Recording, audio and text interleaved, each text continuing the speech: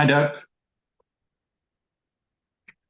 Well, good. I tried opening this up on my iPad and it for some reason didn't work. So I'm on my iPhone and I've got 18% battery. So between my speaking moments, I will race down, get an extension cord, hook my phone up.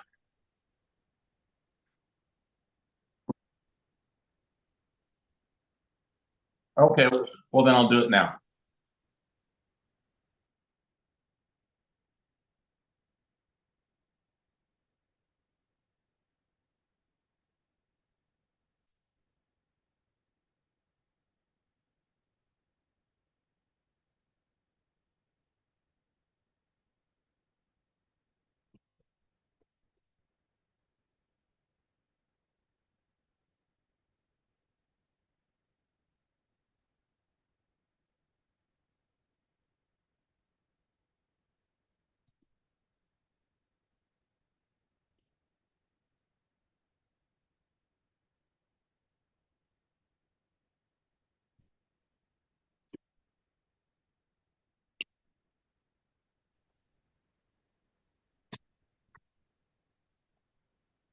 And Doug, do you have a sense of how long this portion?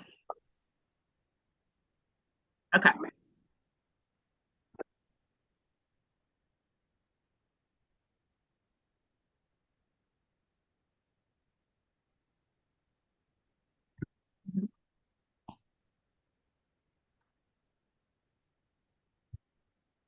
Yeah.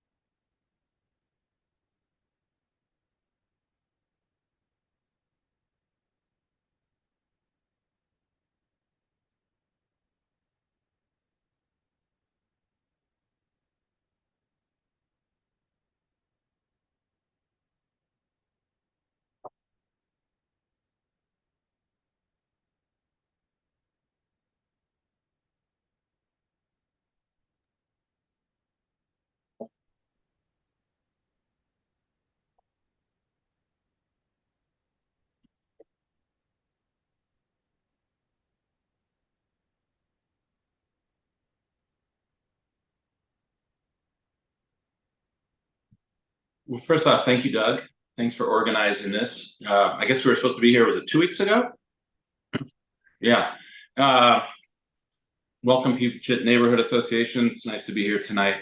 Uh, for those that don't know me or new, we've got people moving to town all the time. So I'm Seth Fleetwood. I'm the incumbent. As Doug indicated, I've been the mayor. I'm in my 4th year right now.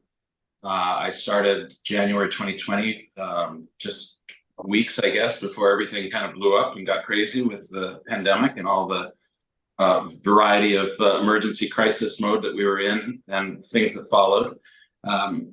I'm born and raised in Bellingham. Went to Bellingham Public Schools. I moved away for about 10 years, worked in Washington, D.C., went to law school, graduated from the University of Washington, came back to Bellingham, and gosh, about 30 years ago or so, and got actively involved in the community. I've served 2 terms on the Whatcom County Council. I was elected in 2001 to the county council, served 8 active years there, and served 2 terms on the Bellingham City Council in the at-large position. Those are 2-year positions, so it's 4 years there. And then I've been serving, so I have 16 years of local government experience, being engaged in all kinds of things. Been a pleasure to serve. Much of my term, of course, was characterized by the COVID pandemic and the emergency response we were in, and then the variety of issues that emerged from that, an enormous increase in just an array of social problems that required response.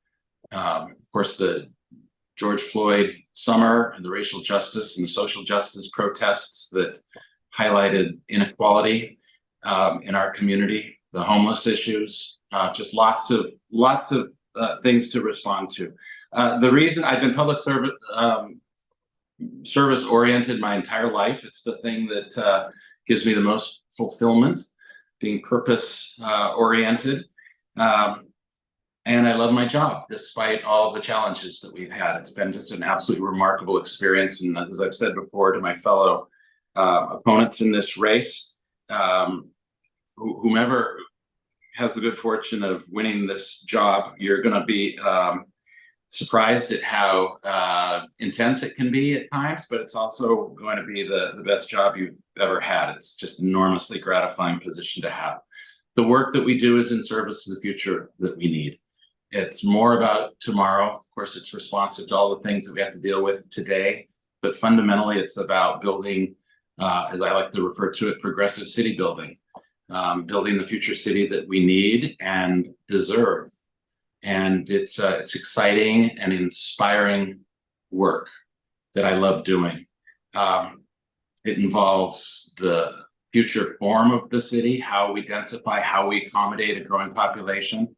As I've said many times before, the United States system, for better or for worse, people can critique it as they like, but it involves private property rights and the ability of people to move from any state that they want. And under Growth Management Act in Washington State, we're required to accommodate a growing population. That means because we're relatively special, people are going to continue moving here. And how we accommodate that population in the future, preserve our natural resources, land, preserve the Salish Sea, preserve all the things that we love about this place, and actually make the city of Bellingham better and more equitable and more sustainable is everything. So that's why I want to run for another term to continue that work. Thank you.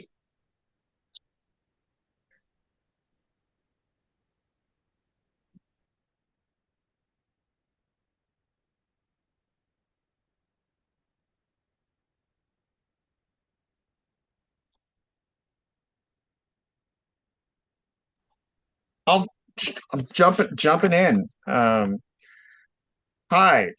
you said 3 to 5 minutes. That's dangerous, my friend. I tell you. Uh, you got it. Hello, Puget neighborhoods, and thank you, Doug. I This is kind of cool because I got my start as a representative for the Mayor's Neighborhood Advisory Committee long time ago with the Leonard Streets Neighborhood Association. I lived there in Leonard Street for 14 years, but um, so I've got a little statement just to kind of keep me on track here. So I'm just gonna kind of run through this.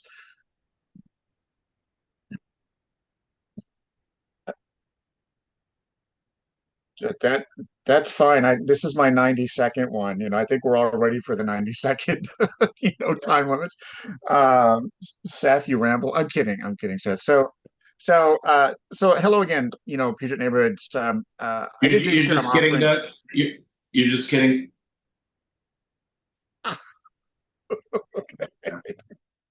right. All right. So I believe I'm offering the people of Bellingham a unique opportunity this year. It's, most of the time you look at your ballot and then it's full of people with really strong opinions about how government should work and what they think is going to be better about their government if they're there. But they don't always have a really solid background on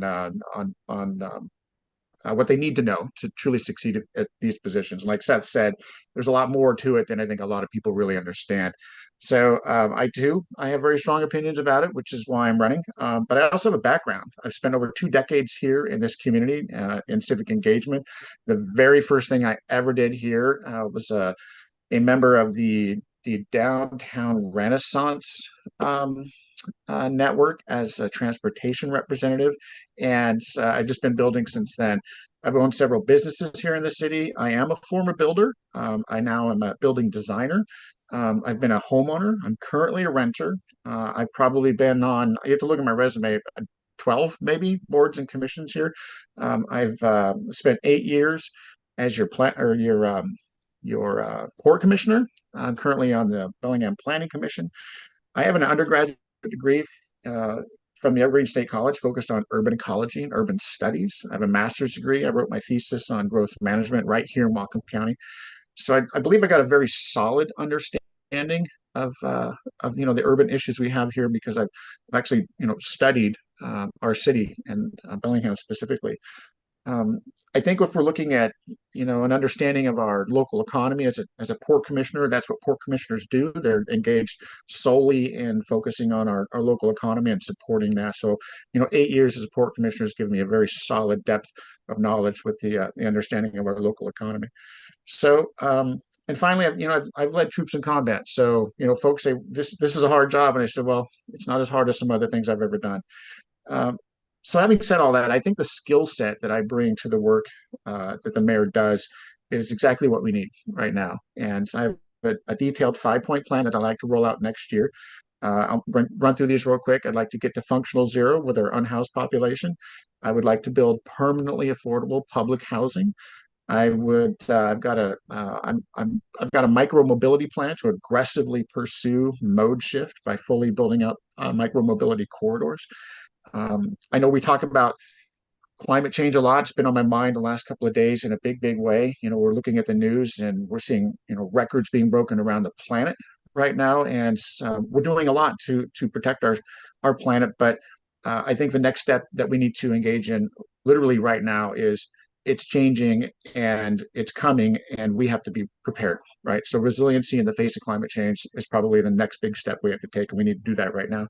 And the neighborhoods are growing. Seth, thanks for bringing it up. The Supreme Court of the United States has said if people want to move here, they're allowed to move here, and we can't say no. So people like this area. Daily, I'm seeing more and more people that are moving here on the message boards, on Reddit, you name it, and they're looking for places to rent or to stay, and looking for neighborhoods here. So people are coming, and we need to accommodate them. So one of the ways I think that we can help bridge the gap between the Bellingham that a lot of us have grown to know. I've been here for 25 years. And the Bellingham that we're going to be, bridging that gap is really challenging. I have a placemaking effort that I want to task our Parks and Community Development Department with, so that as some of these bigger changes come to our neighborhoods, we can help identify and create uniqueness for each of our neighborhoods, so they don't feel like they're just something just crashing down on them as our population grows. So, in a nutshell, that's my opening. Thank you.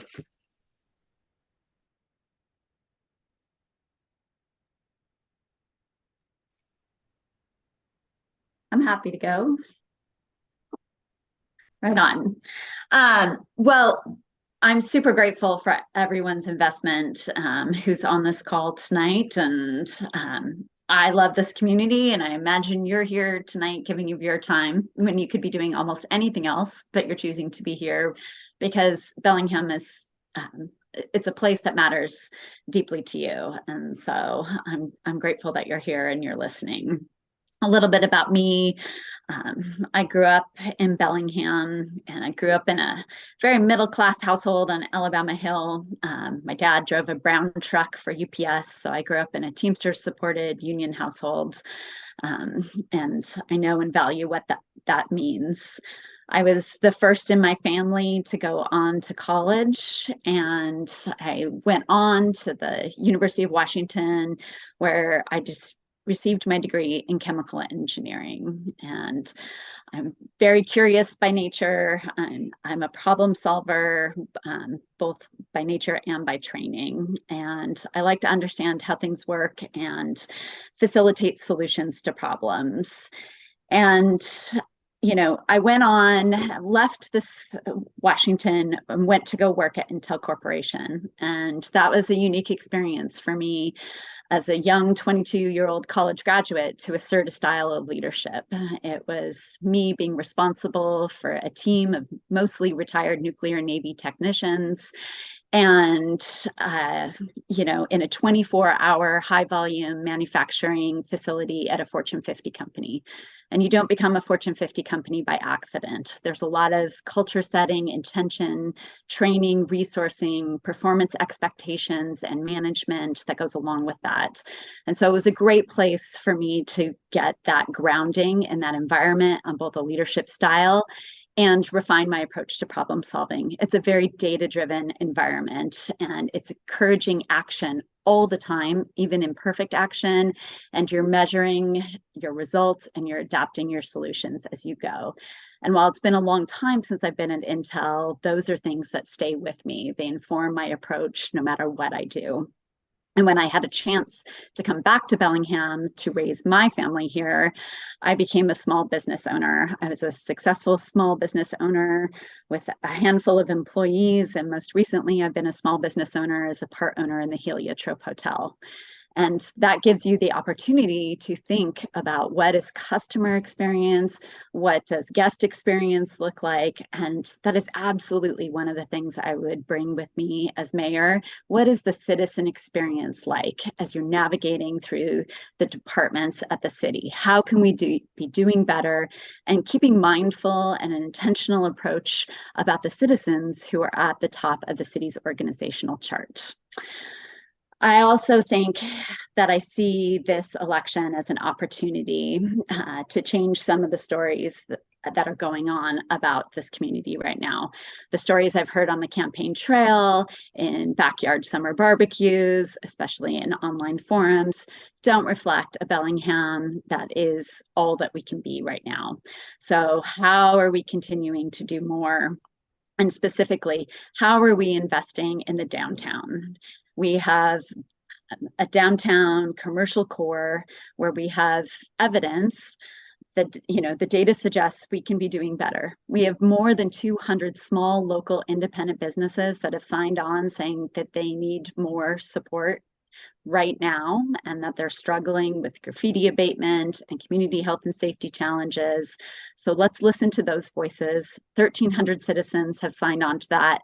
More than half of them have taken the time to tell a story about feeling unsafe or uncertain while navigating downtown. Those are important voices to be listening to.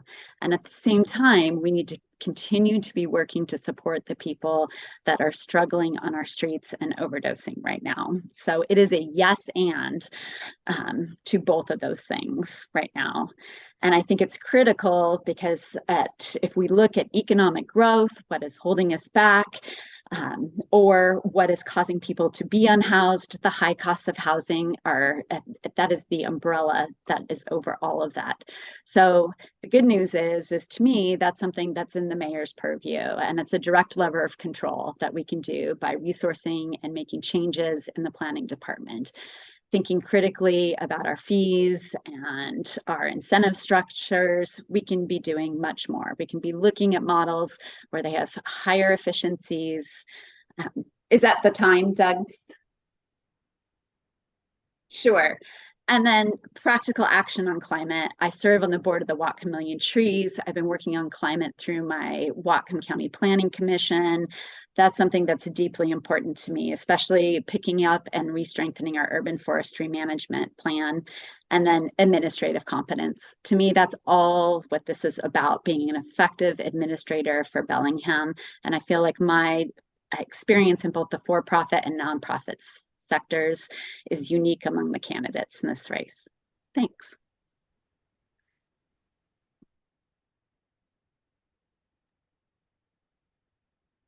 Doug, thank you so much. Everybody that's listening in, I really appreciate your time.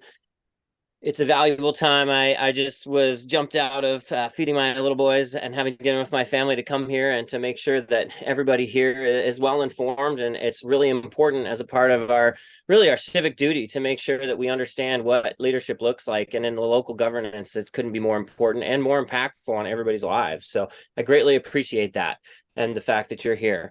I am originally from Southwest Colorado, and then when I was a young 9-year-old in 1996, my whole family relocated to Bellingham, Washington. My dad was working for Delta Airlines at the time when they used to operate here. I was quickly drawn to community development and leadership. It started with student leadership, so my original sort of leadership experience started actually at Colshan Middle School as part of the steering committee for the Bellingham High School grand reopening. And so that's something that really I've just been naturally drawn to. I've always been very caring and curious about ways that we can create better communities and better organizations and better structures so that people can really thrive and every day can be a great day in our community. And that's something that I strive for just personally and in my family's lives as well. I went through and went on and graduated Bellingham, went to Whatcom Community College, got a degree in associate's degree in business. I was also a part of the student government there. Then my father actually passed away, so I took a little hiatus and went and took care of my mom back in Colorado, where we were originally from, and then quickly identified I needed to come back to Bellingham and finish my career. I'd been building homes as a sort of custom carpenter and sort of and doing that as my income during college and during that time of my life, and then came back and got my environmental studies and economics degree at Western Washington University back in 2010. So at the time, I was incredibly interested in green building. I became a certified sustainable or green building advisor, and I was working in that field, having had prior experience in that field, as well as actually working at restaurants across a broad a different amount of jobs at restaurants. I kind of had that twofold experience, both in the customer service industry as well as the trade industry. And then going through college, was working in that direction. And then my mother ended up having some cognitive issues and was diagnosed with early onset Alzheimer's in 2011. So that pretty quickly put me in a position where I needed to take care of her, but then couldn't be working on job sites. And so I had learned how to brew this thing called kombucha in college and decided to start a small farmer's market business because people loved my kombucha and wanted to buy it. And that way I could be with my mom. She could help at the farmer's market. She actually helped out quite a bit at our original tasting room down in the Herald building in downtown Bellingham, Washington. And so that experience was incredibly valuable and enabled me to both care for her as well as start a small business. Now, fast forward a little bit, that business went through some rampant growth over the course of the next 7 years. I had some novel innovations that really came from being deeply integrated in our community. It was actually Eric Schuster at the community food co-op downtown that suggested we put kombucha in a can because nobody had done that. And that's really what launched my brand into a national brand. And so going through those rampant growing pains is something that I've experienced a deep amount of integration with in both Bellingham's government through the health department, the planning department, the fire department, the police department, the treasury, even the mayor's office at times. And so I've understand that and seen that as a small business owner. I've employed hundreds of people in Bellingham. I've had several successful businesses. That isn't the only business I've started. The Culture Cafe was another one of those businesses. Always very focused around having a really amazing culture. And that's something that I see Bellingham is a cultural gem in our community, in our nation, and really globally. And that's why it's attracting so many people and why it's going through such rampant growing pains right now. So I identify a lot of the issues that some of the other candidates, and I'm sure you've heard about, all of us talk about, are having homes for everybody, and that's across the spectrum, starting with the most vulnerable. Doug, thank you so much for your work with Homes Now. It's been amazing to get to know you, to go to Unity Village, to see how effective that is. If any of you haven't been there, please go. It's an awesome experience, as well as sort of this like shining light of a way that we can reintegrate all the people that are experiencing homelessness across that spectrum, that can have a safe place to have refuge, to find sobriety, to find new skills and new community and friends. It's incredibly cost effective too. So seeing it in my discovery and sort of my path towards the mayoral campaign, that's just one of the very few alliances that I've started to build with my executive experience. I've gotten tons of additional education, both from the federal government through the Small Business Administration, through a private sector, through Goldman Sachs, 10,000 small business owners. So I know that I'm equipped not only with the deep, intimate knowledge and the roots set in Bellingham, but also the executive experience that the mayor very much needs in every department of governance to be able to create an amazing culture in the local government that then proliferates out to every neighborhood in our town. So please, my website's in the chat, and feel free to reach out with any questions you have. I'd love to meet you and have conversations as well.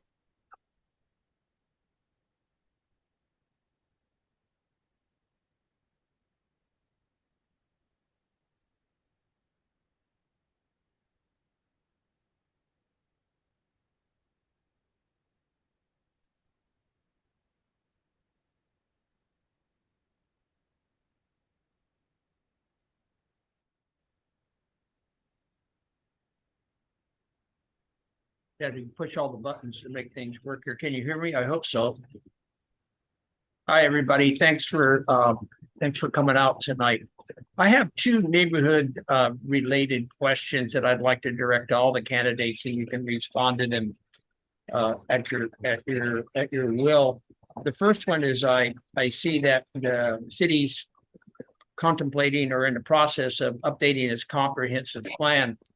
And I wish you would speak to whether or not you feel that, as in the past, associations such as ours should be involved in that process, and i.e., should we update our plan and then get it incorporated in a comprehensive plan, or how do you feel our involvement directly in the comprehensive plan, or the association in the neighborhood? The other question is more direct on to our neighborhood. We've in the past had an attempt in the area of consolidation in Nevada to put in a rather large student housing complex in the middle of single family residences. I'm aware that the property was zoned multifamily years ago, but the city then allowed many single family homes to be built on multifamily properties. So there was no code violation on putting it there, but the development of putting 400 students in the middle of a residential neighborhood never seemed like a good idea for the association.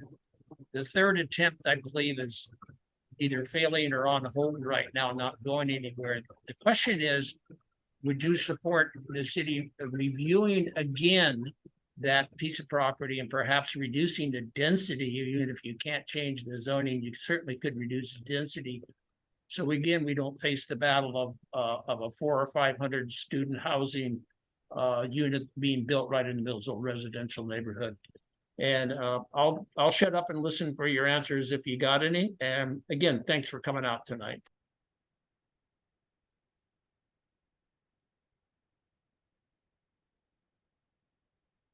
I'll do it since I'm already unmuted.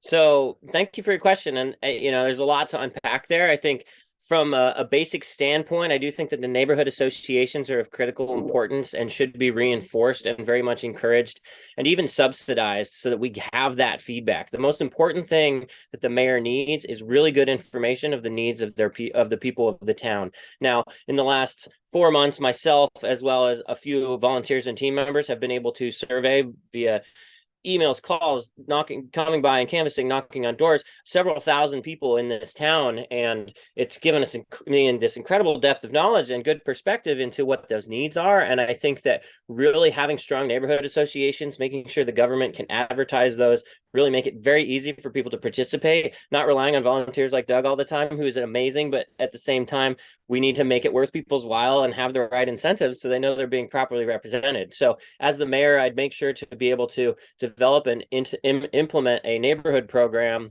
that makes sure that every neighborhood has an association set up and that residents are very much encouraged and incentivized to participate. So I appreciate that you have this. We've only had a couple of neighborhoods as mayoral candidates even give us the opportunity to speak to them, right? And I think it should be much more than that, because then it's a more intimate and connective communication between the people and the government. I think that's a huge issue with our current government, is that there are huge communication barriers there right now. So that's how I'd address the first part. As far as the zoning goes and the 400 unit student housing in the residential neighborhood, now that's something that's tricky because we do need infill. We do need to build. There's huge problems with the lack of supply of housing in our community. Now, making sure that projects and permitting are appropriately scoped and the positioning of those projects is appropriate is incredibly important. I think the planning department has had a really hard time keeping up with how much this town is growing. I do think that my experience in fast growth business and fast growth economic development as a small business owner, as my business has grown, makes me the best equipped to be able to identify those bottlenecks quickly, create best practices and standard operating procedures around that, and then creating teams that can help solve those problems. So I can't say that I could void any permits that have been issued for that unit, for that complex per se, but I can say that with a bigger team, with a better comprehensive understanding and better communication, can then really make sure that the zoning is appropriate for the community.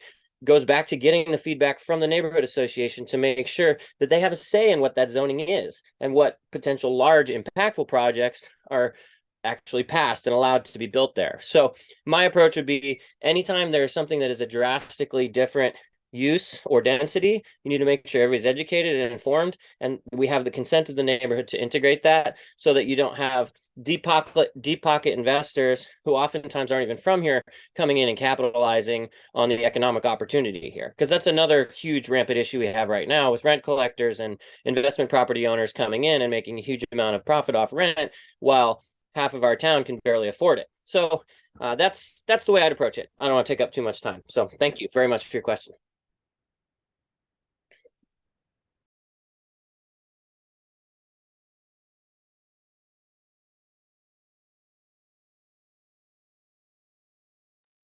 I'll jump in here. This is Mike. Hi. Uh, Comp plan update. Okay, I'm on the planning commissions, right? So it's gonna take a couple of years anyway. That's just city's process. Neighborhoods are in an interesting position here. First, they need to be organized in order to, um, do a good job of informing the city. And as a planning commissioner, it's important that I get good information. So if the Puget neighborhood or any neighborhood is interested in speaking to the comp, and I definitely would invite them to, at the very least, reach out to me because I want to hear what the individual neighborhoods are concerned about. So the process is big, it's involved. And if you can imagine what a comprehensive plan is, go back to, I'm going to try not to get too deep in this because this is something I studied in college. If you can imagine what a comp plan is, you go back to the 1970s, right? I mean, the Clean Air Act, Clean Water Act, et cetera. And between then and now, we've had no shortage of additional efforts piled into those sorts of activities, right? So now we have the State Environmental Policy Act, which is building off of the National Environmental Policy Act. So putting all of that together, it creates a really, really huge document. It takes a lot of time to, sort through it, update it, make it relevant. The updates that we're going to see now, though, they aren't going to be dramatic because the comp plans we have put together over the years, they get updates, they don't get rewritten, right? But some of the new things that we are going to see is density increases. And it's nice to see that the legislature has recognized that their role in all of this is to stop letting the cities shirk their duty, right? So for too long, cities have said, you know what, we're just going to drag our feet and we're going to make it hard for people to live where we live, right? And one, it's not constitutional, and two, it's not fair, right? Because the cities that are doing their best, like the city of Bellingham, to accommodate new people that do want to live here, we end up doing hard work, and others aren't doing so much. So I can very much appreciate the effort that has gone into the comp plan in the past. So if the Puget neighborhood wants to be involved, absolutely. Yep. Let's get you folks involved. Let's hear what you've got to say and inform that process. I think that's absolutely a critical thing to do. And as I mentioned in my opening, talking about placemaking, and placemaking is it's a difficult thing for people to understand. But if you can imagine placemaking as a third place, right? So you've got work, you've got home, and then those other places where you run into neighbors, like a street corner or a small cafe, right? So those are placemaking things. And the most important thing that I believe the city can do for everybody here is to make sure that we're reaching out and from the city level, right? So that when I said that I want the parks department involved in the placemaking exercise, it's not just to make sure that they're building correct parks, but in concert with the community development department and the neighborhood associations. We're going to be able to reach out into your neighborhoods and find out what it is that you think you need to stay unique. And that speaks specifically to the second part of your question, Mr. James, because we are going to see infill, right? People are allowed to buy property and they are allowed to build things. And it's not just the current zoning we have, it's the zoning that's coming as demanded by the legislature, right? So right now, the legislature is actually ahead of the city of Bellingham on their density goals. So we are literally going to be catching up to where the state wants us to be. And we're going to be seeing more pressure on all of our neighborhoods. Our neighborhoods are going to change. There's no way around that. When I wrote my graduate thesis, I spent almost 100 pages of it just writing about how cities grow. Every city that's got sort of the advantages that Bellingham does has always grown. They never stop growing, but we have limitations. We have boundaries on our edges, right? So we can't just continue to get wider and wider. We have to go up and up. So as those density increases, come on board, the conversations that we have, again, reaching back, to the neighborhoods like the Puget neighborhood, is to say, how can you inform, the conversation, because we are going to densify, but we want to know what's the best way that, we can infill your neighborhood. And as a final example, when I was on the neighborhood association for the lettered streets, we did a little bit of a rezone project there, and we got a little bit of pushback from some folks. And this was, 15 plus years ago. It's a long time ago.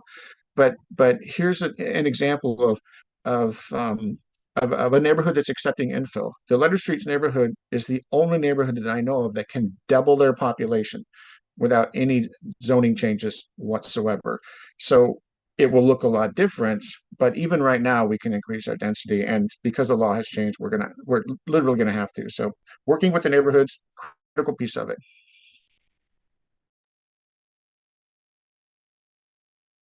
I'll add a point on the student housing piece that hasn't been raised yet. And I think that the city needs to have some real active conversations with Western about doing more to house the students that are attending the university. And can anyone give me a thumbs up? My screen just froze. I don't know if people can hear me okay, great. I'll just keep talking. I think I have a poor connection tonight. But I think it's really important. Western is far behind other universities on the amount of students that are housed on their campus. And so the city needs to be leading in those conversations about how they can be doing more, because they're externalizing some of their responsibilities onto the city and neighborhoods like the Puget neighborhood. So I would just, in addition to points that have already been raised, I would make that one. And, my 50,000 foot view of neighborhood associations is that absolutely, I think that neighborhood associations, when they speak as a unified voice, it's a powerful voice that can shape and influence things like the comprehensive plan and good policy in the city.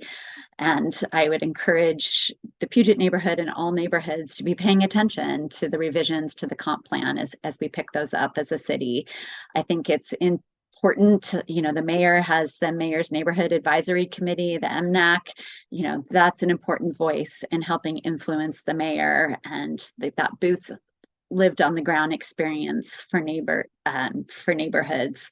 I received a paper newsletter today from my neighborhood association, and it was great. In part, it was funded by a small grant, so we can do a better job communicating with each other. And I think ultimately, more connections between neighbors and strengthening those connections to one another makes for a better Bellingham. So neighborhood associations play an important part in that role too. Thanks. Happy to jump in. We've had a number of conversations with Western about increasing student housing. They have a strong point of view there. They did do a substantial addition with the Alma Glass Hall residential building that went online, I think 2 years ago, 400 new students. So that was an improvement. Steve, as you know, you served on the Mayor's Neighborhood Advisory Commission for quite a while. And we had conversations about what role the MNAC might provide or neighborhood representatives might provide in comprehensive plan updates. Staff has been unveiling and going around talking about the updates that is coming. We're earnestly diving in and engaging in that process right now. It's due to be adopted by June 30th, I guess, 2025. So we've got 2 years to do that. And we've mapped out a very inclusive process by which citizens in Bellingham can provide input. My expectation is to continue allowing MNAC to be a place where we get feedback from the neighborhoods. And so, in fact, just at the last meeting, there was a presentation given by planning staff about the comprehensive plan update. So I think there's a significant role for input. Neighborhoods are hugely important in Bellingham.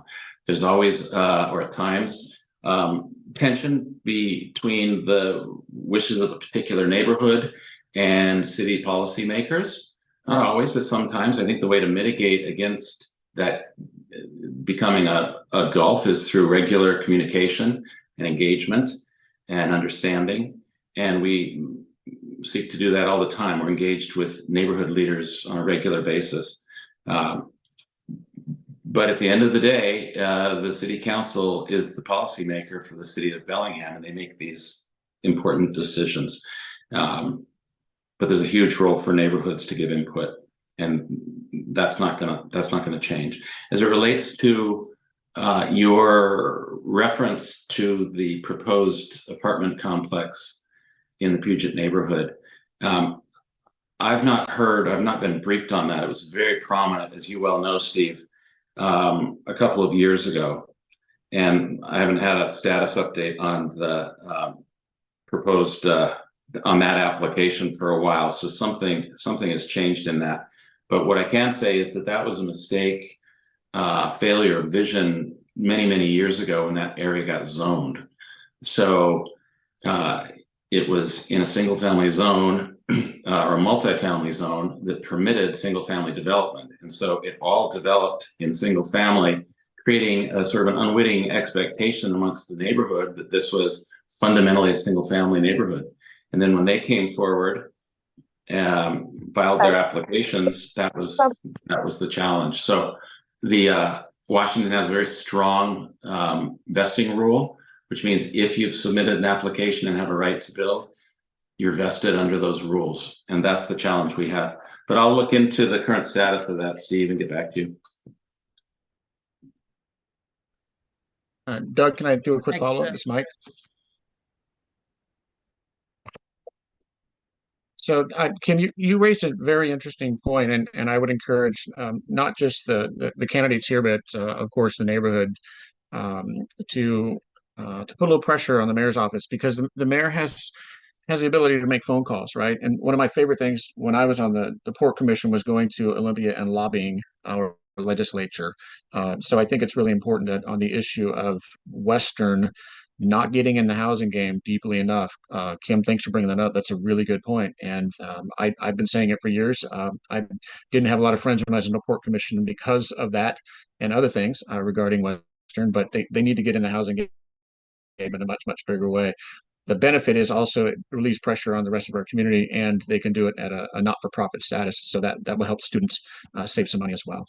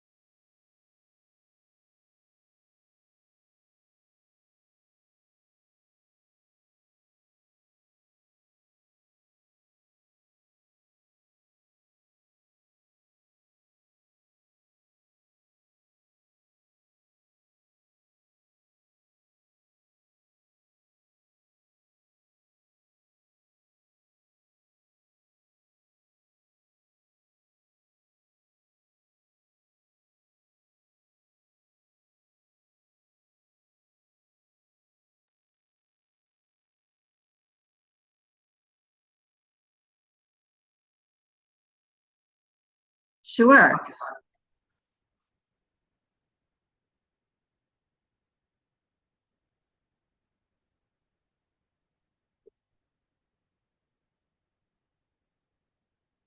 Yeah.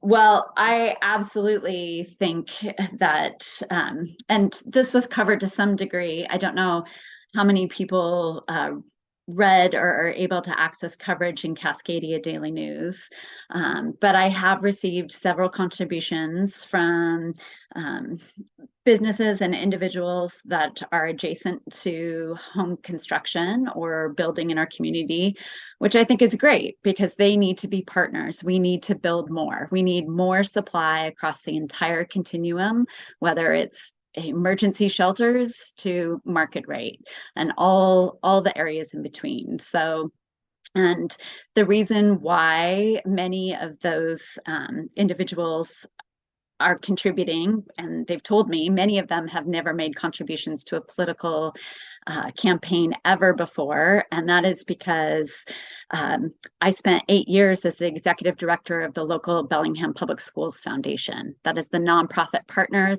for our K through 12 school district to close funding gaps. And during those 8 years, those organizations or individuals were interested in advancing equitable opportunities for every student. And we developed programs and did that work together and built trust. And they were able to see my leadership in action. And so when they're writing those checks, they're telling me that they're excited about my leadership, they've seen it in action, and they're excited about my candidacy. So I hope that addresses some of who is writing and why. And absolutely, I think that prioritizing in a majority renter city, the interests of renters is of paramount importance. And while I'm receiving support from environmental groups, business community, so many just average citizens, there's a coalition building, and my hope is that diverse coalitions can arrive at novel solutions.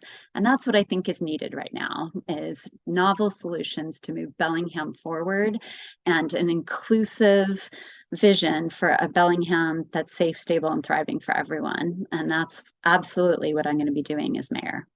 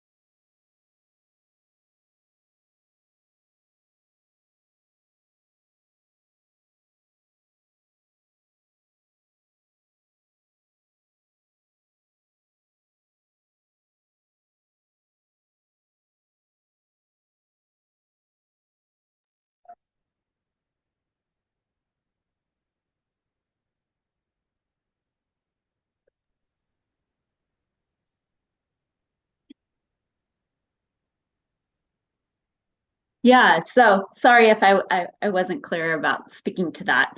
Um, I encourage everyone to go to the PDC. Some of my largest donors are from RAM Construction, both them as a corporation and Mike Hammis as the CEO. Mike and I have been longtime partners in the community. We worked on the Children's Initiative together. We've worked at the Schools Foundation.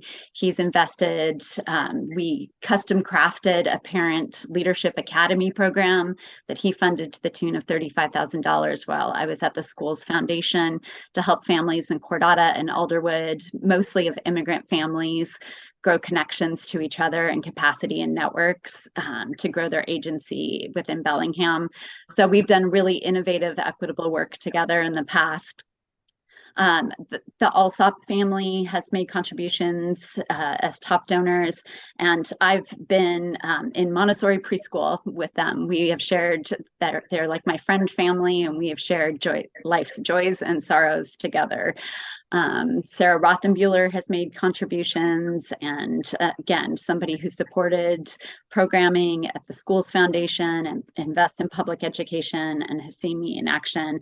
And also I've been attending and participating in the Economic Commerce and Development Committee, of which she chairs for the last year. So those are the majority of my top donors. So, and I want to have complete transparency in that. I would actually say, if I can, is I'm curious, like I want to have complete transparency, but it would be helpful if Chris could maybe speak to his lack of weekly filing of PDC reporting right now. I'm curious about why he's several weeks behind in his PDC financial reports right now. Gladly. Yeah, and I just put a link in the group chat that you can all click through to see the database that shows everybody's financials. So fundraising has been the lowest priority in my campaign. Really, it's mostly been about reaching out to individuals in this community, figuring out what their true needs are. My financials are up to date. There has not been any activity in the last 2 weeks, as my last filing was for 2 weeks ago. I've only received 3 donations from close friends. I'm by far the most personally invested in this. I'm definitely not the biggest asset holder or wage earner in this campaign. And again, anybody that is truly interested, please go and comb through. You can see all of our individual personal financial statements. You can see all of the individual investments of everybody that's contributed to every campaign. So for me, I consider this my investment of my time and my energy into this community. It's something that I think that also I want to exemplify the way that I'm able to share a message broadly and to be able to come in and have a large impact without a large amount of money. That's a huge part of what I see as a part of my skill set in having to be a very lean operator and somebody that works around incredible budget constraints and having to work with tight budgets, something that you have to get maximum value out of every dollar investment into a business to be able to make sure that you can pay your employees living wage jobs. I pay many of my employees and especially my managers more than I make as well. So it's something that in the financial implications behind the way that I'm funding this campaign, it's been almost all self-funded. I have spent a little bit of time fundraising, but not really. I've had small contributions from a few donors. And so that is part of why there isn't a lot of activity in the disclosure, is that I just haven't been raising a lot of money. And I've been doing a fair amount. Pretty much all of it has been really hyper-focused around how can we execute on a small budget. And come voting day, it'll show who has been the most efficient and you can see how much money was spent on each vote. Right. And you can then take and extrapolate that into how is this person going to run the city? Are they going to be pandering to their rich friends, or are they going to be really looking at every tax dollar because they've put in their own money into this to be able to make sure that the value that's going into the community is maximized for that valuable asset? And that's something that I've always been hyper-focused on as somebody who studied economics in college and has run several small businesses and had a business survive through COVID barely, in a way that you just have to be able to make sure that the value is there, and that you can, not only show it, but at the same time be able to consistently replicate a return on investment of sorts, which is something that the city really needs to take a look at in some of the major investments, and the mayor, who's really having a big say in the direction of how that money is actually spent. That's something that I hope to show in my campaign. I can get a lot out of a little and have a lot of skin in the game myself, not expecting others to pay for my way to the office of mayor. Yeah. Doug, I can jump in now. So I've run two successful campaigns, countywide campaigns, in the past. For port commissioner, the first time I ran, I spent $7,000 on a countywide campaign, and I beat a four-term incumbent. The second time, I was outspent by my opponent more than 2 to 1, and still beat him. So when I look at campaigning, I'm not an expert on it, right? But I've had a little experience, and I've had a little experience doing a lot with a little bit of money, and that's super important to me. One of the most important things that anybody does when they have tax money in their hands is spend it wisely. Be innovative, be creative. Um, I have a mantra. I believe my entire adult life that if you take care of working people, then everybody's going to win. So if you look at my endorsements, I'm endorsed by labor. There's a reason for that. I'm endorsed by the Bellingham Tenants Union. 56% of people in this community are renters like me. There's a reason that they endorse me. So when we look at how much money is raised in a campaign, it's very important. And I'm thankful the other candidates have said, and thank you, Chris, for putting the link up there. It's really important for the voters to go look at who's donating, right? Because who donates to your campaign is who has your ear. Okay, I got a campaign contribution last week of $15, and that made me smile. That was a huge smile on my face when someone said, "I believe in you enough to give me $15." I don't have huge campaign contributions because I don't seek huge campaign contributions. So it's important. Again, whoever's leading the city has got to be very, very conscious of how money is spent, where it comes from, and be creative with how they do that. So when look at I think I've raised almost $20,000 now for this campaign. If you look at previous campaigns for mayor, that's right in line with what's right about the right amount of money, right, to get out and do a good job at it. I've done something a little bit different in this campaign I've done in the past, because that's what I do. I look for the innovative ways to do things. So again, my mantra: you take care of people and the working class, and everybody else is going to do really well. So look at that. Look at those PDC filings. Look and see who's donating to individual campaigns, and then you'll see a real clear picture of who's supporting whom, and that's important as a voter.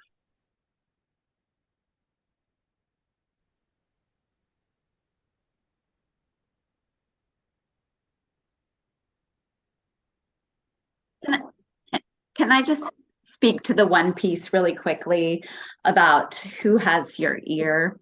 And I reject that characterization that if you make a campaign contribution, that the proportion of the donation contributions scales with influence, because that's what's implied in that comment, and I flat out reject that kind of thinking.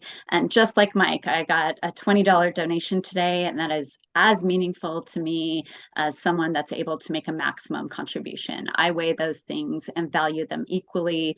It's when people are giving a gift that is meaningful to them, that is meaningful to me, and that scales across the spectrum.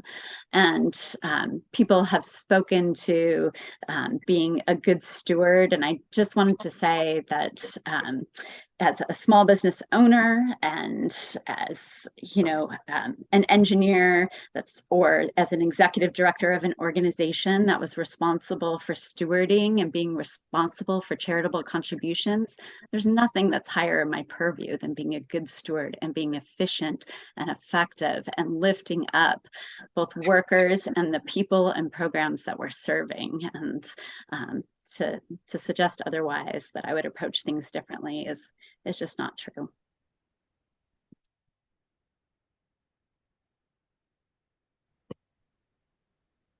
Do I chime in? Not a lot to say on the topic. My largest contributor is my dear old mom. What can I say? I think we've raised around $22,000 thus far. I feel good about where I'm at. I will say it's interesting running for mayor as the incumbent, as opposed to 4 years ago when I was not the incumbent. The mayor works 8, 10, 12, 14-hour days. It's I suppose there's a benefit to incumbency, but there's also a challenge to it as well, because you're not out on the campaign trail. You're being mayor all day, every day.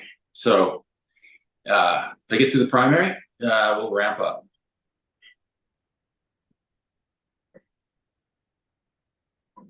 Actually 25,000.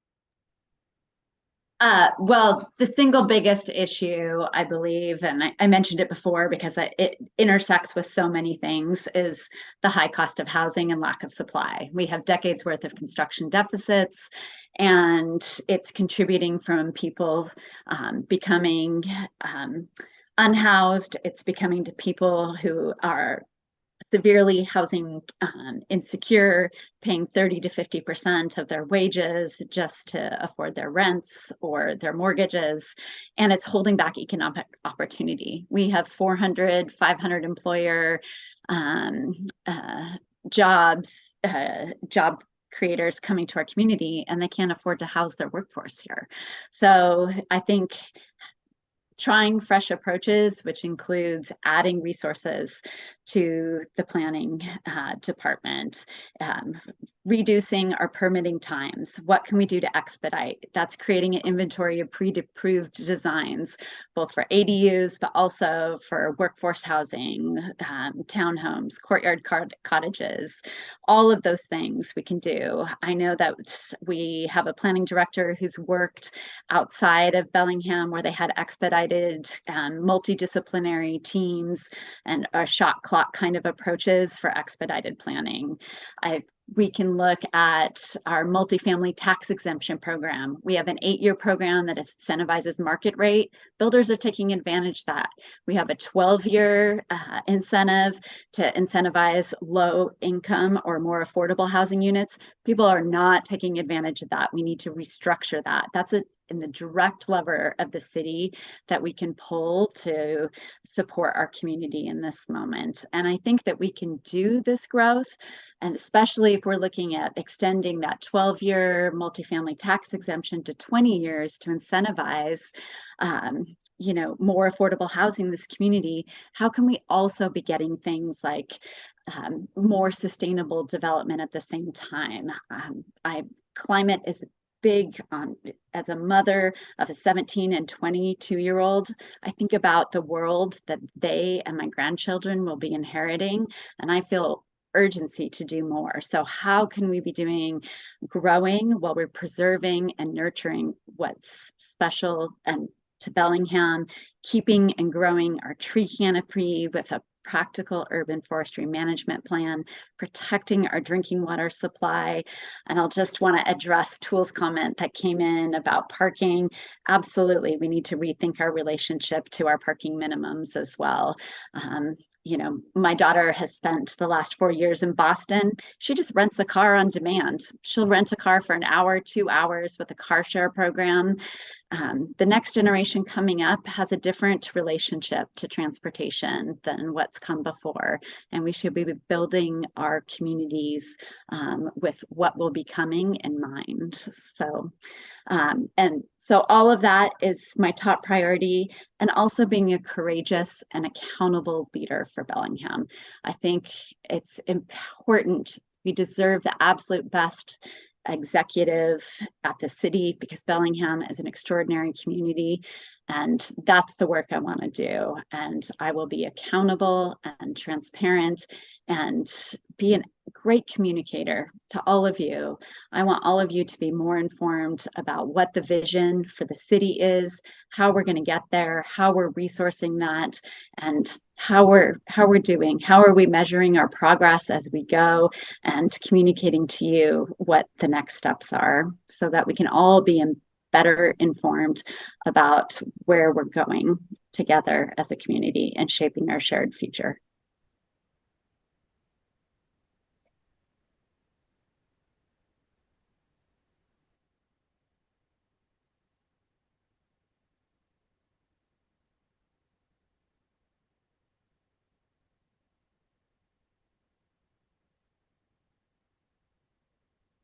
I'll jump in.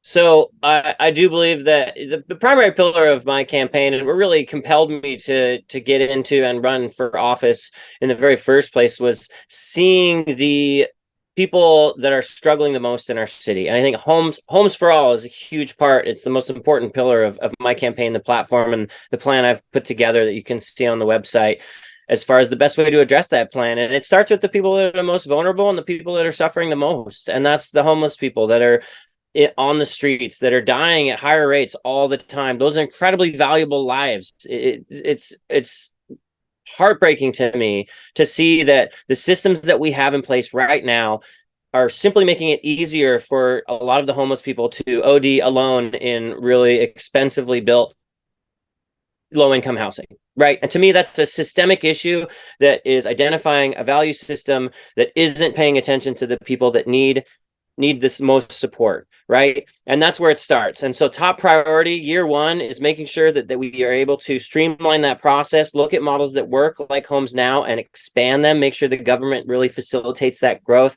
so that we can take care of the most vulnerable people that are suffering the most, dying the most, becoming, it's a rapidly growing population of homeless people. They're getting younger. It's feeding the drug use, the crime, the issues downtown that are leading to huge economic pressure on less tourism, less people wanting to go downtown, and this huge economic ripple effect that is very, very expensive and often underlooked and not seen. So that's the top priority there. Now there is a spectrum. We do need a ton more low and middle income housing as well. I agree with the other candidates to talk about we need to build more because that supply issue, again, from an economic standpoint, if we can't meet the demand, then the demand's really high and the supply is really low, the only thing that's going to happen naturally is the price is going to go through the roof. And that's a huge issue because people then cannot afford to live. They can't take ownership in this community. Rents will go up. They can't afford to live here. And that's a huge pressure. And so that is the other top priority, is making sure that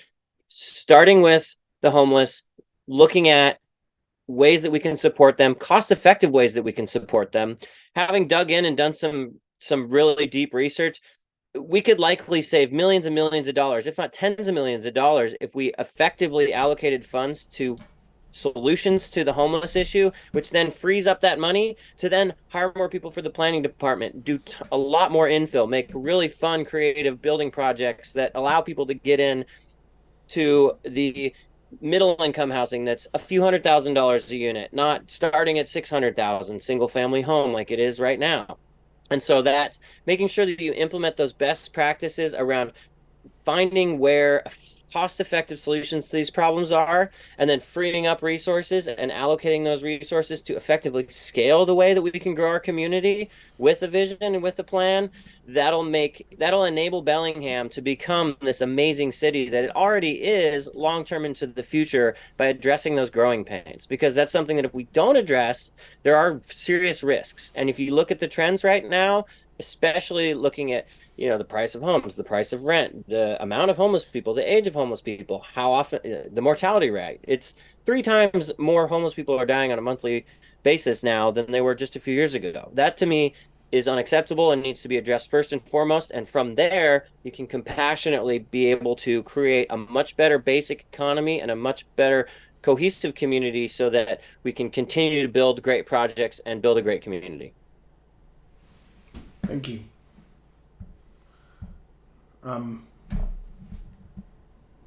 It looks like Seth is writing, or he's just. Are you just trying to be last every time, Seth? This is Mike. I'll jump in. Hold on a sec, Mike. I went first time, so I thought we were just doing the little loop where the second person goes. Or the third person Any goes. order is fine with Would me. you, Mike? Would you like me to go first? No, it's fine. It's all good. I wish Kim was here because I wanted to ask her a question because I've heard this a couple of times now, where she suggested that our 8-year multifamily tax incentives are being used, but the 12 are not. And then she suggested that we go even further to a 20. And if the 12 isn't being used, I don't know how the 20 would entice anybody. But um, I think the mayor's offices have a fundamental understanding of how big developers work, and big developers have a different kind of business model than our neighbors do. I've got a lot of builder friends, and the folks that do small projects, their model's not portable. The big builders go where the money is, right? So if they can't make money in 12 years, but they can at 8, they're going to go with the 8, right? They're not going to go with the 20. So that I have an advantage over the other candidates here because I've been working in this field for so long, not just as a builder, but as a student and a person who's been engaged in the community, just with boards and commissions I've been on. Um, I would say that, and I'll give you a quick example. When I was on the Port Commission, the waterfront was a big topic, and people always ask me, what's the biggest thing that the port has to deal with? And the answer was always assumed to be the waterfront. And I assure you, the waterfront is not the biggest problem the Port of Bellingham has. The biggest problem that Port of Bellingham has is they've got over $100 million worth of failing bulkheads and no way to pay for it. The city's got the same problem, right? We have a wastewater treatment plant that could be $1 billion plan, right? And how do we pay for that? We've got some climate change issues that are putting pressure on our infrastructure. How do we pay for that, right? Those are the things that don't rise to the top, but those are probably the most important thing that the city has got to manage because one, they're the most expensive. Okay, so the mayor's office, and I certainly would use the mayor's office to pressure and to push for zoning changes. The staff and the planning department and the community development departments, all the departments, they work for the mayor's office, right? So we can push ideas up to the city council. And then certainly when the mayor sits down on the floor and speaks to all 7 of those people, there can be a lot of pressure pushed upward toward the city council to make the changes that we need, especially with our zoning, and to not wait for comp plan changes in 2025 and not wait for the legislators to act. We're a progressive city, and we have a progressive council, we have a progressive mayor, and we can push much, much harder on these changes, and not just changes for the sake of changes, but changes that we develop right here. We're smart people, right? There's a community of some of the smartest human beings on the planet right here. We develop our own ideas, we push our own ideas, and we start to lead the way. That's, I think, the most important thing that we can do. Um, the pre-approved plans. This is something I learned about in college. Pre-approved plans. It was started in some other cities. That's something we definitely need to do right now, so we can use some of our smaller lots around the city, and we can have a person walk in with a pre-approved plan.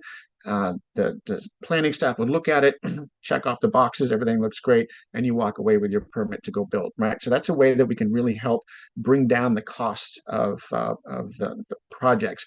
As a building designer, I can assure you that every single step that gets in the way of me helping my clients get their projects moving, that's money, right? And I've got a lot of projects that are just waiting for zoning changes because the thing that we want to do is very progressive, but we can't do it, right? Because we have the wrong kind of zoning. The legislature is ahead of us there, so we need to catch up, and I think we can.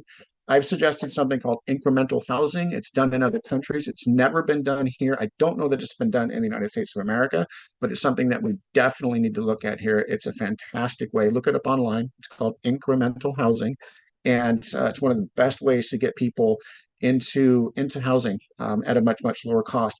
One of the coolest things, one of the coolest things about incremental housing, we find this around the country, is that think of it as a half a house. Some people call it half a house. Now imagine a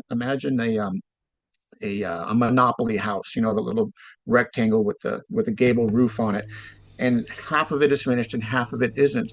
So what folks are finding around the world in incremental housing, where they're building that half a house design, is that the people that move into that housing, they start small businesses. It has been one of the most incredible small business incubator programs in the history of the world, because people have a small business in their home. They can't afford rent downtown or rent out, you know, somewhere in a business park, but they can start a small business in their home. And that's a fantastic way to promote our entrepreneurialism right in our city, except that would be illegal. So we have to change our zoning, because you can't have that kind of small business in most of the city in your house. So, you know, the benefit of you know, that I bring to the office is an understanding of things like that, you know, the urban issues that we're facing. And certainly, you know, housing is a big issue. We can push for things. It's one of my planks in my platform, how to pay for some public housing. I have a plan to build and own public housing at a not-for-profit rate, and so it doesn't compete with the private sector, and it doesn't compete with the subsidized housing folks that are already doing good work here in our community. So I think that the final thought I would have is that we need a few more staff. And you know, a lot of folks, they don't want to grow government. I don't want to grow government. I want a government that's exactly the right size to do the job that we ask it to do, and no bigger than that. But we do see some shortages and some staffing around, and you know, we're short in our police department. I want to stand up a public health and safety office. We're short. We would be short staffing that. So these are things that we need to do. We need to hire some more people, and certainly I would suggest that, Seth, you're listening. So if I'm not there in January, let's get 4 more plans reviewers downtown in the building department.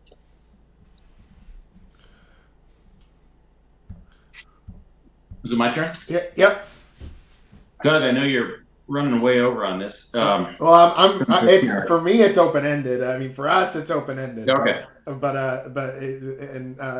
I kind of plan to cut it off at 7:30. As far as like the last probably half hour of this would be the neighborhood business, so we're pretty close. So,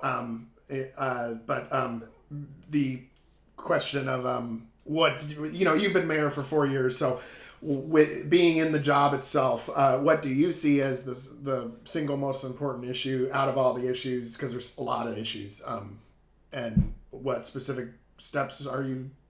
Yeah, I mean, we're a city with a $400 million annual budget, with 1,000 employees. We provide essential public services to basically 100,000 people. I think we're at 96,000 people right now officially. So very soon we're going to be a 100,000 person city.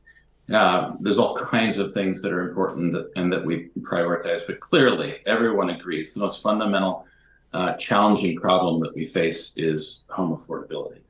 Our American system, people can critique it. As I've said, for better or for worse, it is what it is. It creates market dynamics. And when we're as popular as we are and as glorious and beautiful a city as we are, relatively more affluent people are going to be moving here and continuously pressuring the price of things up, to the detriment of people who reside here or don't have the same means. So this is a challenge that exists all over the country, even more so in the West. I was at the U.S. Conference of Mayors and talked to all kinds of mayors about this issue. Everyone's facing this problem. It's a systemic problem of our system. And then cities have to deal with the effects of it. And it's challenging, no doubt. To Mike's comment about needing more staff, I was the COVID mayor, as I said at the beginning. Chance made that happen. And we had staffing shortages nationwide in private organizations, public organizations, across the board. And happy to say we've got a good budget. It goes through a really important vetting process. It's thoughtfully implemented. And our issue wasn't budgeting, it was staffing shortages. So we've been engaged in creative effort to ramp up our staffing for some time now. And I'm pleased to say that we're succeeding in that effort. So there was 3 plans examiners in the planning department, and we've hired a new one recently. We're back up to par where we wanted to be. So I hope to see some benefits as it relates to that in the whole permit review process. If more are needed, there's a process by which we vet that question. At the city, as it relates to affordable housing, we talked about supply. That is, how do we increase the supply of housing, including market rate housing? Stabilization, how do we deal with issues relating to rent increases that have been going up quickly and swiftly and causing all kinds of challenges for people that live in the city of Bellingham. It is a crisis. And we talk about subsidy, and we're deeply engaged in all 3 of those areas that we hope are going to, over time, affect the bottom line. As it relates to subsidy, of course, we dedicate over $10 million a year just in the city alone towards permanently subsidized housing. On the spectrum of housing, near and dear to your heart, Doug, at Homes Now, of course, is emergency shelter housing and tiny homes. As you know, during my term, we increased the number of tiny home villages in Bellingham. There was one before that you had put forward, Unity Village. We now have 3. We invest a lot of money that comes from our home fund. I was pleased to be the founder in 2007 of the Countywide Housing Affordability Task Force. One of the 6 major recommendations was creation of a public levy. And I was the sponsor when I was on the city council over 10 years ago of creating the home fund resolution that was put on the ballot and then voted in. It brings in millions of dollars each year to help with subsidy. And we put a certain portion of that towards the spectrum of emergency shelter. If we want to stand up more, there's a process by which we do that and vet that topic.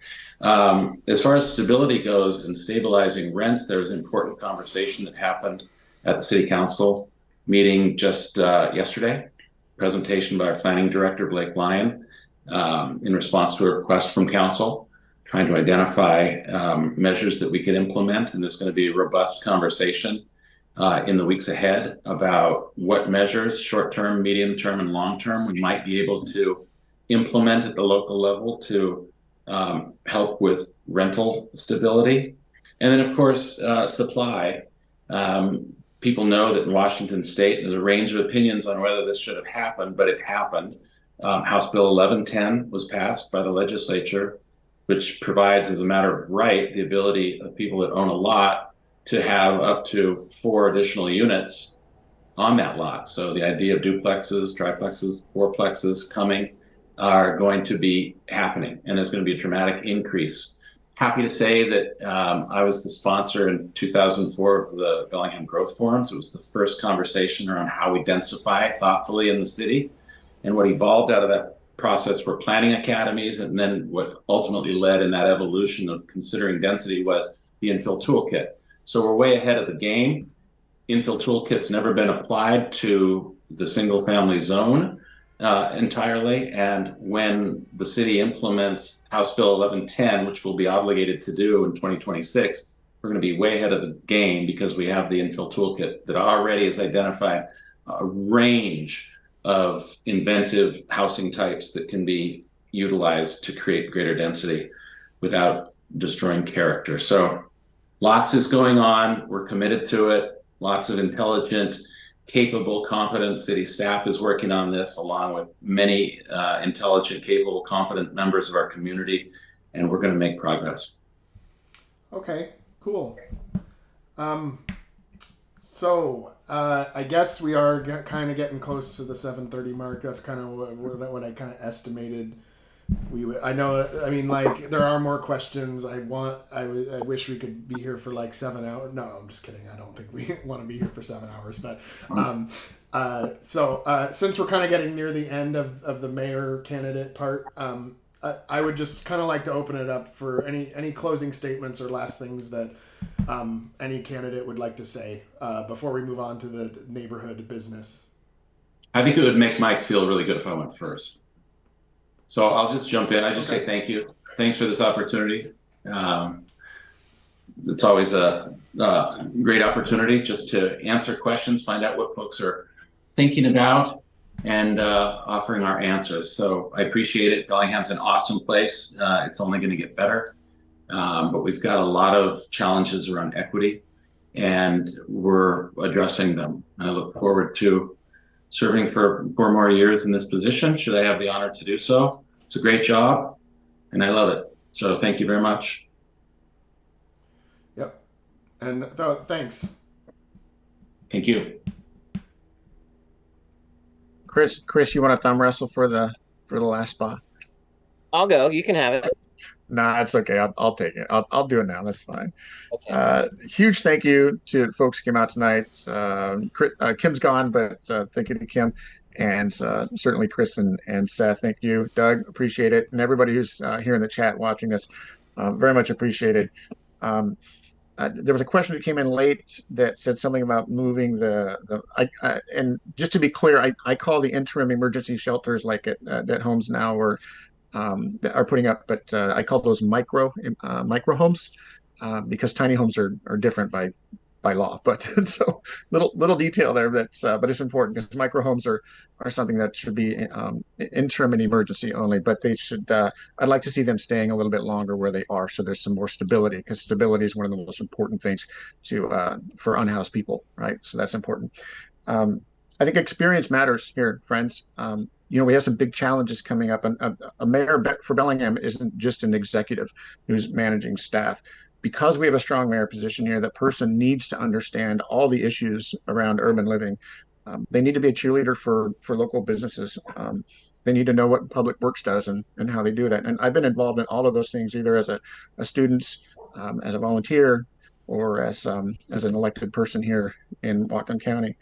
So the mayor needs to look ahead, especially now, right? Because the future is where we're going to much faster than I think that we've ever gone before. If you look at the population growth of the city, go back 50 years, and it's roughly 2% per year, but there's 30,000 people, right? So Seth, thanks for bringing it up. 96,000 will be there in a year because 2% of 90,000 is a lot more people. So we're growing much faster than ever before. So the future is coming much more quickly, and I think that's the advantage that I bring to the office because I understand the issues around what that looks like. I understand, what the downtown struggles are, but also we haven't talked at all about the rest of the city. All right. So go up in an airplane, take a 20,000-foot view. There's a huge edge to the city and almost nobody ever talks about it. So, when I talk about placemaking for the neighborhoods, that's where I'm out in the neighborhoods. That's where I'm talking to every neighborhood. And it's not just to focus on and helping downtown with its troubles, which is certainly, I think every candidate is willing to engage and improve upon. But we also have, issues across every neighborhood, and every neighborhood has to be just as important as every other neighborhood, right? So one of the most important things I think that we can do, and this comes up a lot, is process. I believe that we do a lot of planning, we do a lot of process, we do a lot of conversations, but we need to act. We need to act a little bit more quickly, especially on some of the things that are coming along. The legislature says we have to do something by 2026, but there's no reason we can't do a lot of these things now. Waiting until we have to do something just puts us even further behind. And when it comes to what was mentioned earlier about investing, right? So if we get ahead of some of these things that we don't like, then we can plan better for the things that we want and the things that we do like. I mentioned my 5 points earlier: affordable housing our unhoused people in micro homes, transportation mode shift, resiliency in the face of climate change, and placemaking. These are all things that are paid for. They are actionable. These are things that we can do right now. And on at least 3 of these topics, I'm the only candidate that's even talking about them. So I hope you take a good look at us. I think everybody's got their information in the chat. Go look at our websites. Take a look at my website, MikeMcCauley and leave a message, give me a call, whatever you want to do. And also I have a resume on that website. So take a look at my lived experience because that's a really valuable thing as well. So again, thank you very much, and take care, everybody. Yeah, thanks, Mike. All right.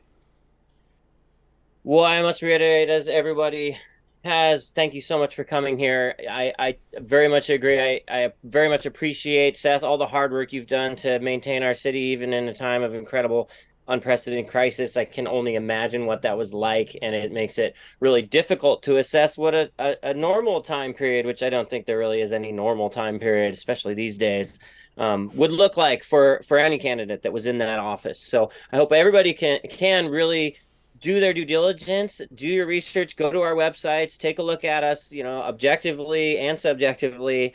Uh, think about what really matters to you and what aligns best. And if in that you'll likely see, I may be the youngest candidate, but I do have a ton of lived and life experience.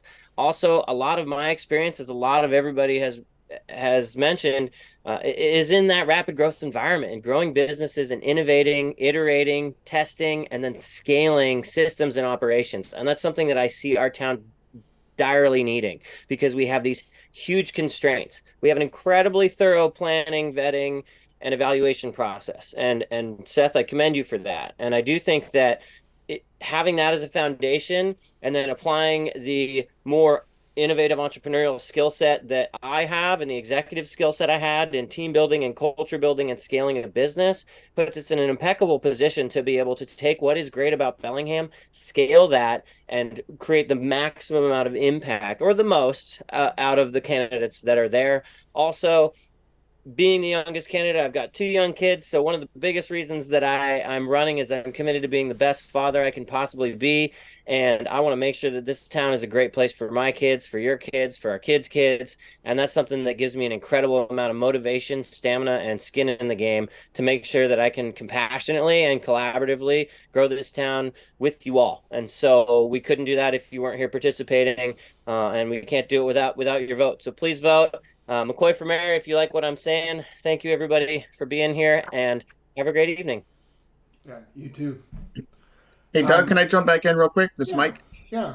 Hey, Chris, while you're here, and Kim's already on board. Seth, you're already on board. All the mayoral candidates are gonna have a drink on August 2nd. So Okay, so so good. I wanted to say that in front of the neighborhood, because you know what, folks, we all seem like we're competing here, but we're all friends as well. So anyway, keep your eyes open, Chris. All right, and thanks Couldn't again, agree everybody. more. I believe You bet. everybody here has the best intentions and great work ethic, and no matter who wins, Bellingham's going to be in good hands. So I appreciate that offer. If you need a place to host, we can do it at the Culture Cafe in my place downtown. So I'm open to going and finding you all too. So thank you. Okay. I think we will move on to the neighborhood business. The mayoral candidates are welcome to stay if they want. They don't have to. Doug, I'm going to jump off. I'm starving. Yeah, no problem. See you later. Yep. Okay, so the first thing I wanted to discuss, because it's on the agenda, the next thing that's on the agenda is the Swift Haven Unity Village update, right? Because both villages, Swift Haven is in the Puget neighborhood. Unity Village is in the Fairhaven neighborhood, but it is associated with Homes Now. And full disclosure, I'm the president of the Puget Neighborhood Association, but I'm also chairman of Homes Now. So that's just full disclosure. What has been discussed with the city is that they have told us that for different reasons, both sites have to move to somewhere else. And that they did say that they would have a site to move each site to, but that ended up being one site. So they've basically said we have a spot for both villages, but it is one spot with both villages right next to each other on Meridian. It is across the street from Walmart, the forested area. It's currently getting cleared and stuff. The city said that Unity Village had to move because of that they need to do work on the sewer treatment plant, or potentially have to do work on the sewer treatment plant. I don't know whether they really have to do it this year or whether it can extend a few more years or whatever. But in any case, this new land that is it's primarily for parks. So Cordata Park in the Meridian area, connecting that trail through that property. There is a panhandle part of that property which is mostly wetlands, but the panhandle part is not, and it's big enough for both villages. Now, the city has said that is the location they have for us that we'll have to move to. Now, you might have seen some articles in the Cascadia, because I would say that it's not an ideal situation. It's like a situation that we can handle it, but the main issue that I kind of have with the deal comes with certain advantages as well. So for example, we're getting upgraded amenities, meaning we won't have to do porta potties. We'll have flushing toilets, and we'll have like a kitchen trailer, like instead of like a kitchen tent like we have now. But it is a reality of both villages in different neighborhoods getting moved to one spot. Both villages actually run differently based on the people who live there, because we have a democratic structure at the villages and they do things a little differently. So we're going to have to figure out how we're going to do 50 people basically in one spot rather than two separate spots of 25, which I've always been a bigger fan of put a tiny home village in every neighborhood and keep them like 25-ish and put them in lots of scattered locations throughout the city, peppered throughout the city. But the city kind of told us, you're going to have to move, and we have a spot, but both villages have to go to one spot. So that's the current situation. We've kind of decided that if we do have to move both villages to one spot, that we're going to go with a hybrid model, meaning both villages will remain kind of separate as far as like how they like management structure and stuff will be separate, but there will be shared responsibilities such as front desk and like donations for like managing donations with storage and stuff like that. So that's how we're going to do it if we have to do it that way. Although I will say that homelessness is getting worse every year. It's expanding every year. It's getting bigger every year. And we would, if it's possible, we would prefer that we could just set up additional capacity and just do more. Let this be the third site. Let this be the third new one, which the name I guess we're coming up with because it's in North Bellingham is North Haven. So, and I guess if both villages get moved there, I guess we'll have to call it like the villages at North Haven or something weird like that. You know, so it's a little awkward to like have two villages with two different identities and make them in one spot. But I'm just letting you guys know that at least we're not like getting shut down or whatever. But like at the same time, I think that the city should do more to increase capacity. And with our model, we're able to scale up even because we're not taking the big money. We don't have any paid staff. It just relies on people who are homeless, who need a place to live, who are capable of running and operating a site successfully. And so we would just like to do more of that and not move sideways. I guess that's how I would put it. And so that's all I have to say as an update. It's due to happen in March of 2024. Obviously, something might happen different if depending on who's elected mayor. I don't know. But that is the current idea of where it's going as far as what the city has informed us of that they have a site for us, but we might have to move. So if there's any questions, I'd be happy to answer any of them. But if not, then no big deal, and we can move on to the next thing. But just letting you know, we're Swift Haven's in the Puget neighborhood, and that is what the city the city has kind of said. Oh, for Swift Haven, the city has said that we have to move Swift Haven because the grant, the RCO grant or whatever they get for the baseball field is only specifically dedicated for recreational use, and the state has kind of like let it pass to some extent because the housing need is great, but it doesn't, putting a tiny home village in a parking lot of a baseball field doesn't technically qualify for what the space was funded for. But to our credit, the city on their website, when we first opened, when there was an emergency, it was only due to last 3 months. And it has lasted almost 3 years now. So, we don't get any police calls. It's very stable. It's very safe. We've provided a safe place for people to live while they're seeking out permanent housing. We would just ask for the opportunity from the city to do more of what we're already doing. yeah, so that's that part of the agenda. If anybody has any questions, I'd be glad to answer anything, and if not, I'll move on to the next thing on the agenda.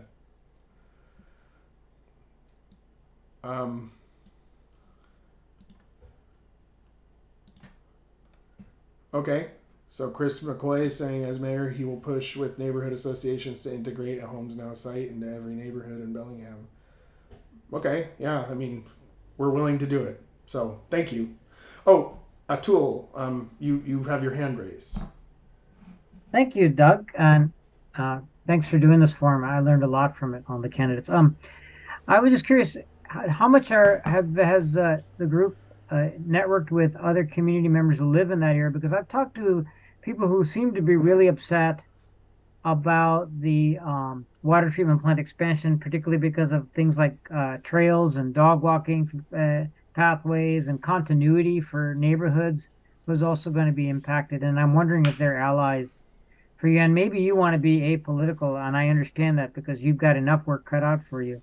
So I just wanted to curious whether there was any benefit in working with other community groups in terms of maintaining your location and how you're looking at that. Well, I can say that the South Hill neighborhood or the Fairhaven neighborhood are fans of Unity Village. They want us to stay. I don't know the realities of whether we can stay or not. I don't know how urgent it is that we really have to move right now or not. But I would say that pretty much everybody has been an ally as far as I can tell. Like there doesn't seem to be anybody that's really against us as far as being there or whatever. We've actually found that whenever there's any kind of pushback against setting up a village, it's usually when they haven't seen it before and they don't know what it is, and they have like something in their head of what they think it might be when they hear encampment or something like that. And then when we set up, that kind of goes away. And okay, I see what this is, and it's not what I feared it was, and it's okay, and we allow it to continue.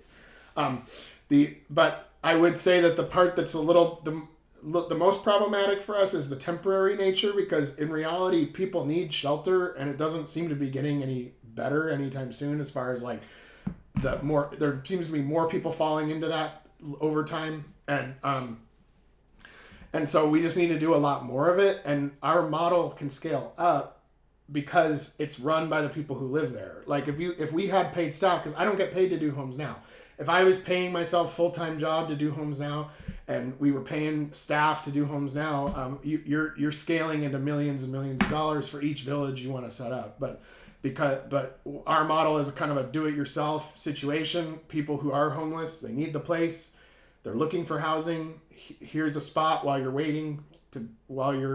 looking for housing, and it gets people out of that basic survival mode situation, which then makes it a lot easier to seek out services, to seek out to be out of survival mode, and move forward.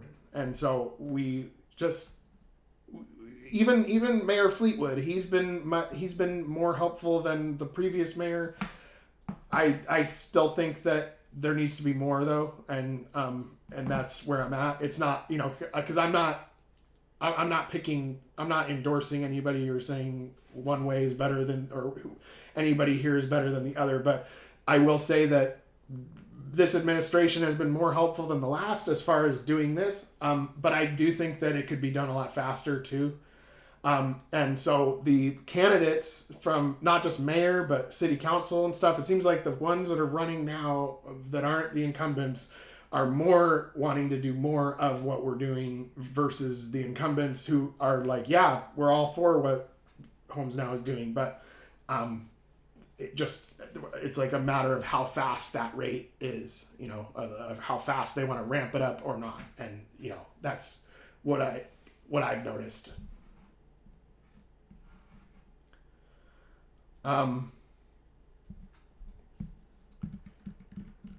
Yeah, and I agree. You got to get creative, because that's what it's all about. You got to. I'm seeing Mike's comment late here, but yeah, got to get creative. There's a lot of solutions. There's a lot of common ground. There's a lot of common ground too. It doesn't always take a lot of money. We always need some money, but it's not as much as you think. To 4 walls and a roof, it's not too complicated. There's lots of empty parking lots, lots of empty grass fields, lots of empty places that can be set up for this type of purpose until it's needed for something else. And so with the sewer treatment plant, I think that there's probably a couple more years before they really need to encroach on the spot we're on. And we just want to do more and help more people. That's it. Simple as that. Okay. So unless there is anything else on that, the next discussion is, or the next part of the agenda is future meetings format. So there's been some debate over whether the format for the meetings needs to be in person, whether Zoom is better so people can do it in the comfort of their own home, or whether some kind of hybrid approach. And so, I mean, it's an open discussion. I don't know what everyone here thinks. Personally, I like Zoom because I like doing these from the comfort of my own home, like showing up in person somewhere. But I understand, but that's not, but just what I think isn't what matters. Okay. It matters what the neighborhood thinks or what everyone thinks. And so I realize the value of in person as well. The only issue is that the last meeting we tried was in person. The attendance wasn't even as high as a Zoom meeting, but at the same time, it could be higher depending on the situation. Previously in the past, the Puget neighborhood has met at Carl Kosher Elementary. That worked fine. The only issue with it is that they do charge for meeting, and if there's nobody showing up at the meeting, they're charging for it, and then you got to get liability insurance for the night to do the meeting. It's a little bit cumbersome, I guess. The other option that what we tried last time, but I don't think we had enough notice, like putting out signs and stuff like that. Of course, I sent out the email to the neighborhood, like anybody who's on the emailing list, but not everybody's digital. I get that. But the other location that's a little easier to do, because I just shoot them an email and they say, sure, you can use our meeting space. We just need an email ahead of time. Is Lydia Place. They just built, Hart House or whatever. And they have a pretty decently large meeting room, like common meeting room area on the lower floor. And that seemed pretty nice. Like there was nobody that showed up really, but it seemed like it would be big enough to accommodate most neighborhood meetings unless it was like really huge. So I don't know. I'm open to thoughts about what people think about whether it should be electronic or whether it should be in person. And if anybody has any interest even showing up, if it is in person or whatever. And so I that's just my thoughts. And last meeting, we tried to do it in person there, but it didn't, not many people showed up. This meeting seemed like it was good. There was more attendance. I think having something interesting to meet about is kind of the issue number one, whether it's electronic or not. And I think the mayoral candidates was interesting enough to bring some people out. And of course, I'm trying to increase attendance as well, but I'll open the floor to any thoughts anybody else has about this. I don't want to talk everybody's ear off too much.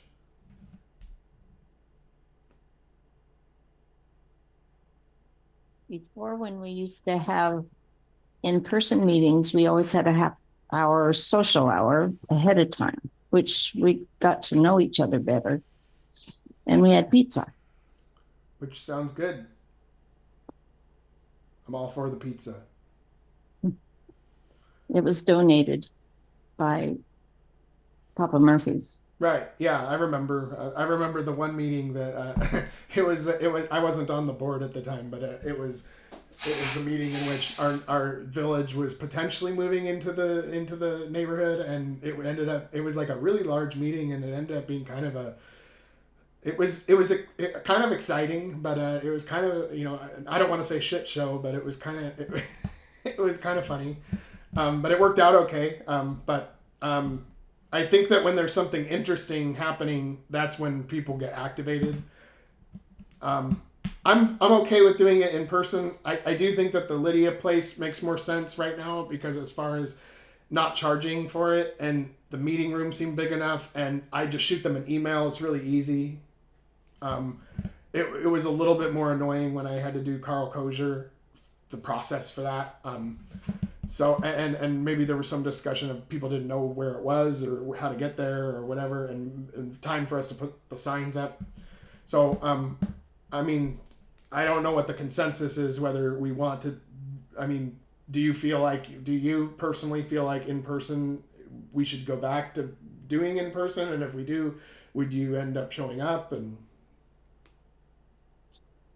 I'd very much be in favor of being in person and being at Carl Kosher. okay. I- So what's I- so I'd like to speak to that if I could. The venue where we meet is less important than the fact that we meet. We're a neighborhood association. You get to know your neighbors by meeting with them in person and talking with them and finding out the name of their kids and their dogs and all that other stuff. The electronic media worked really well for COVID, but it is not, I believe, conducive to building an association, and probably contributed to why the association is struggling so much for membership now. The signage, I thought that we would put out a week ahead of time for a meeting to try to help get people know the meeting was coming, where it was coming, and they more information where they could find out about it. I have to disagree with the comment, well, nobody's interested. It's the association's job to generate interest, not the neighborhood's responsibility to just try and show up and see what's going on. So perhaps by getting into the personal meeting could help start build back again. Lydia Place is fine. They're a great organization. I've supported them for years. We supported when they came to the neighborhood, and we supported. Can't take that back. They were here before us. But we did support them when they in their expansion, and have continued to support them. And I'm glad the whole idea of building that room was to have it available to the community, and nothing's more community to me than the association. So yeah, it may be more convenient to try and do everything electronically, but it's not conducive to building a neighborhood association, I don't believe. And yeah, with that, no, I'll pass it on to the next. yeah, no, and I'm all about generating interest. That's what I was trying to do with getting these mayor candidates together and stuff like that. I agree that it's the job of the neighborhood association to do that. I would like more involvement in general. Like, I feel like I'm doing everything I need to do as president. I technically really even like doing this. Like, it's just that I feel like it's kind of like needed, as far as like the involvement's kind of nascent, and I'm trying to, like, go through the motions at least to keep it going along until it grows to where it needs to, and then if somebody else is more passionate about it, they can step in and take over. It's like I'm not really tied to this as far as like having to do this, but I came in on the board when the COVID was hitting, and pretty much it just seemed like it scattered at that point, and then at the end it was like, okay, well, nobody else is left, so will you be president? I'm like, okay, fine. So this explaining my side of it, but I'm okay with in person. I just hope people show up, and like, I hope we have interesting stuff to talk about. I don't know what maybe we could do something similar next time when, maybe because there will be a next time where the primaries are over and you're down to the final two candidates, and some of these, maybe we could do some of those for the neighborhood as well. Maybe it'll generate interest. I don't know, but we can try doing the next one in person. I really do think that the Lydia Place is better because it's more convenient, especially if there's no guarantee that anyone's going to show up. If like two people are going to show up, if we're spending money to have two people show up, and like, because I felt like that liability insurance thing for the night and applying for that and everything was like just really cumbersome, and it was really like, ugh. I much prefer being able to just shoot an email and saying, hey, can we use the space for this date? Yep, no problem. We'll see you there. Okay, thanks. So we don't really have a board right now because we didn't vote ourselves in. We didn't ever. It does say that if there's a lack of it does say in the bylaws that if there's a lack of actual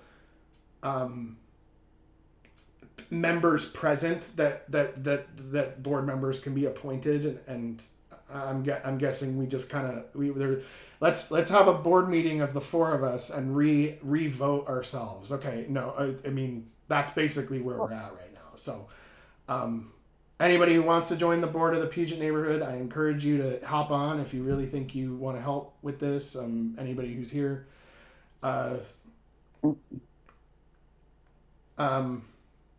Right now, I mean, we're not, I mean, but yeah, the board is really, we're in kind of like a receivership type position, I guess. That's how I would put the current state of the association. So, I don't know what to do about it other than to keep the lights on. I'm paying for the website and the putting up the meetings on YouTube and putting out the agendas for the meeting, and anybody that said, hey, this should be on the agenda, I put it right on the agenda. Like, I'm very open-ended here. I'm not sure what else I'm supposed to do. The board is supposed to meet a week ahead of time to plan the meetings. Yeah, we met. Yeah, I mean, we did meet yesterday, but it wasn't like I did put out that email. Yeah, it was kind of late, and I had my grandkids here, and I put out like when the meetings are going to be quarterly, like ahead of time, 2 months ahead of time, 3 months ahead of time. There was plenty of time for any of the other board members except me to say, hey, let's meet sooner. And when that did happen, when Kevin said, hey, let's meet a little sooner, let's meet before the meeting, I said, okay, sure, and we did it. So I'm saying, like, if you're not getting the emails that I'm sending out months ahead of time, and then reminding a month ahead of time, and then 2 weeks ahead of time, and then a day ahead of time, I'm sorry.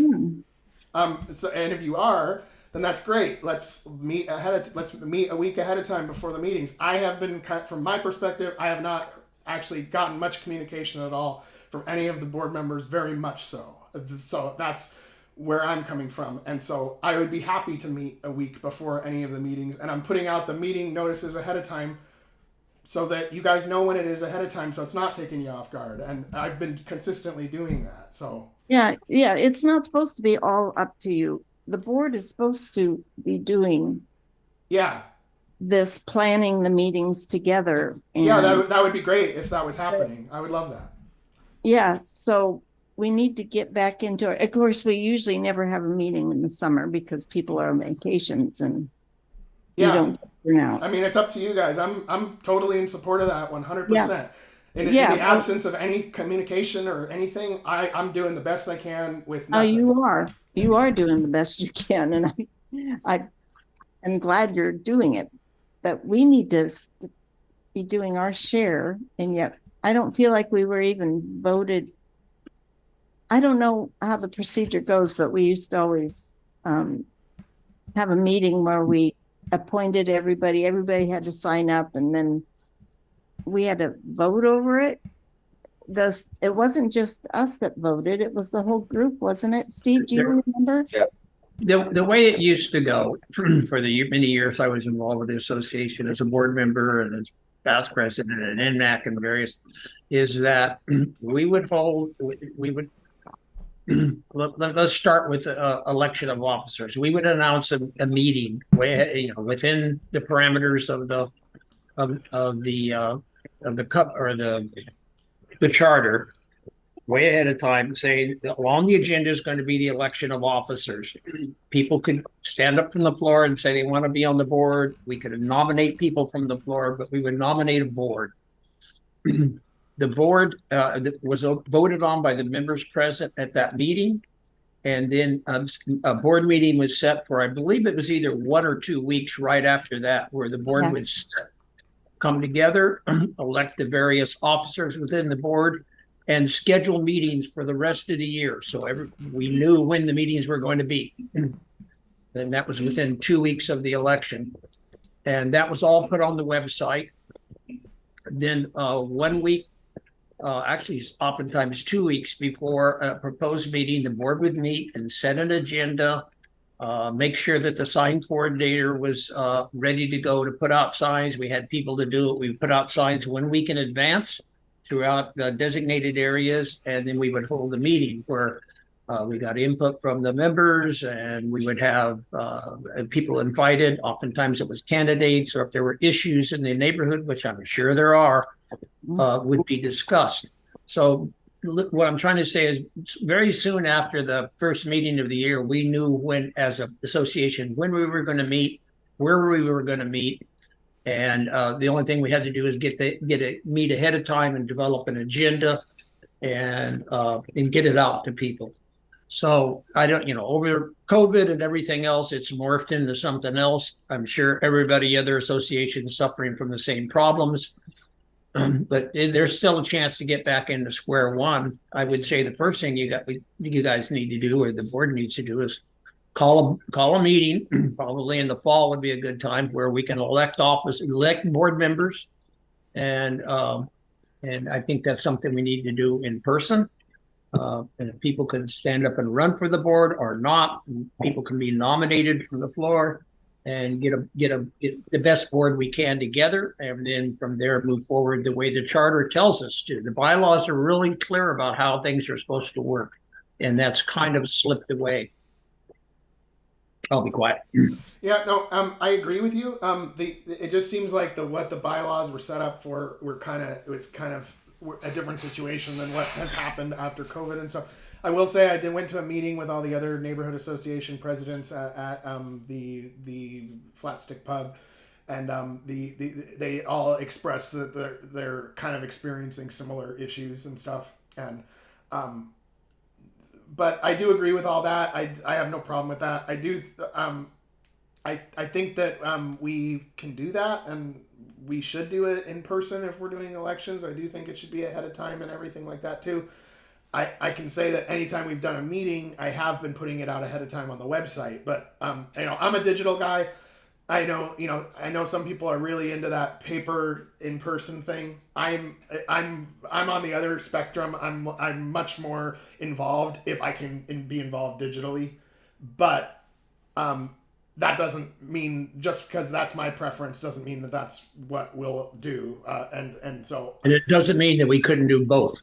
Yeah, no, actually hybrid is what that is. So what that would look like if we do hybrid, which I think we should do hybrid, it would come with a Zoom link, and I would maybe bring my laptop or something and hook it up to the TV in the meeting room wherever it is, and then have a high quality microphone or whatever. And so like anybody that is on the Zoom call will see people in person, and then people in person will be able to hear people on the Zoom call if they wanted to say something, and they'd be on the big screen or something like that, right?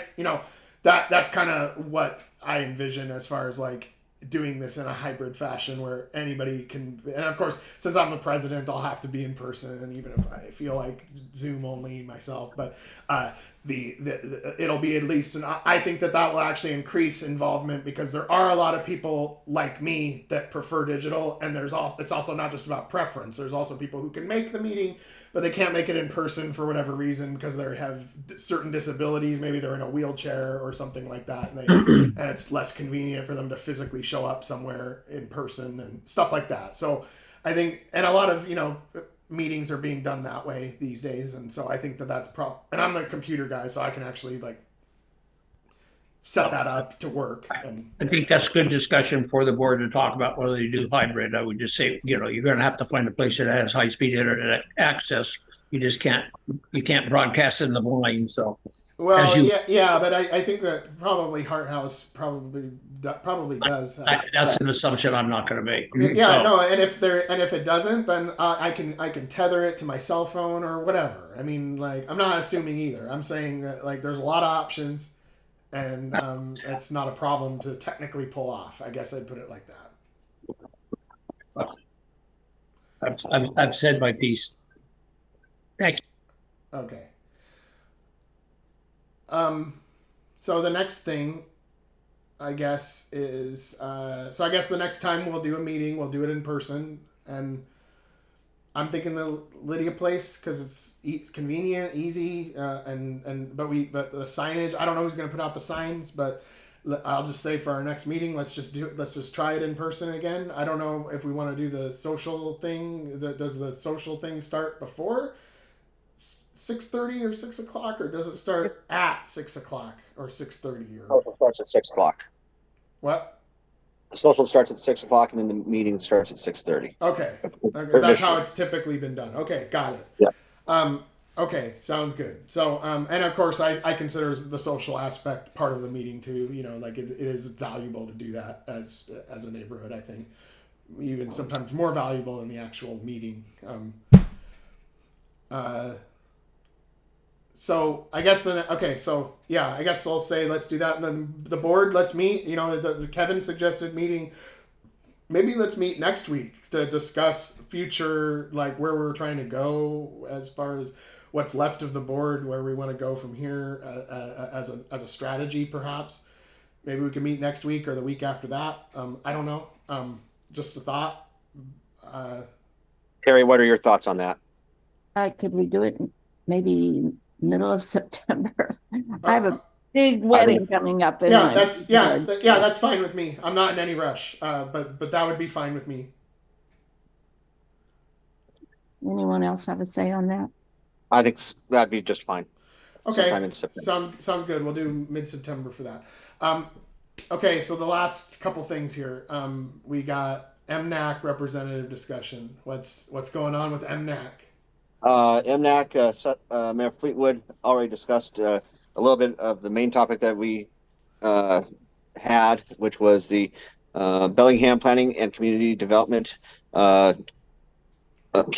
comprehensive plan is being revisited by the city. Found out from the mayor's office representatives, or the city's representatives, excuse me, that it's done every 10 years. So 2006, 2016, 2026. So they're prepping for it for this coming 2 years. And so they will be contacting neighborhood associations and the community as much as possible. For those who are interested, House Bill 1337 has to do with ADU reform and how the state is mandating changes to the housing spectrum. If you go to YouTube and you type in Washington State House Bill 1337, it has lots of information. So I've been told, I've not looked it up myself yet, but again, it's House Bill 1337. Okay. But those were our primary points on the agenda from MNAC.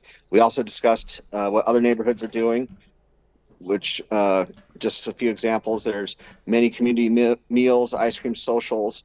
The Birchwood neighborhood has a potluck, more picnics from Sunnyland, and then the Stomp, was that the Sunnyland Stomp, which is happening from 3 to 8 on, I believe it's this Saturday or Sunday. Okay. What is a Sunnyland Stomp? I don't know, but it sounded like a neighborhood picnic, if you will. Okay. Just it's kind of, I've never heard that term before. Stomp. Does anyone have any more information? There we go. Live in Sunnyland. It's a big party that every year. Okay. It sounds like a lot of fun. Some people have games in their front yard. Yeah, it's great. It's there's little games. There's a lot of businesses. There's a lot of breweries in Sunnyland, so it's a good excuse for them to all advertise and get a bunch of people down there. So it's pretty fun. Yeah, I think it'd be cool to have that as a template that could easily be replicated in other neighborhoods. Yeah. No, I agree with that. The way it was, and it welcomes everybody. Presented was it was a large party, but it didn't have a central location or anywhere specific to go to. So it sounded like it was everywhere. But that's what was discussed at the mayor's MNAC meeting. Okay.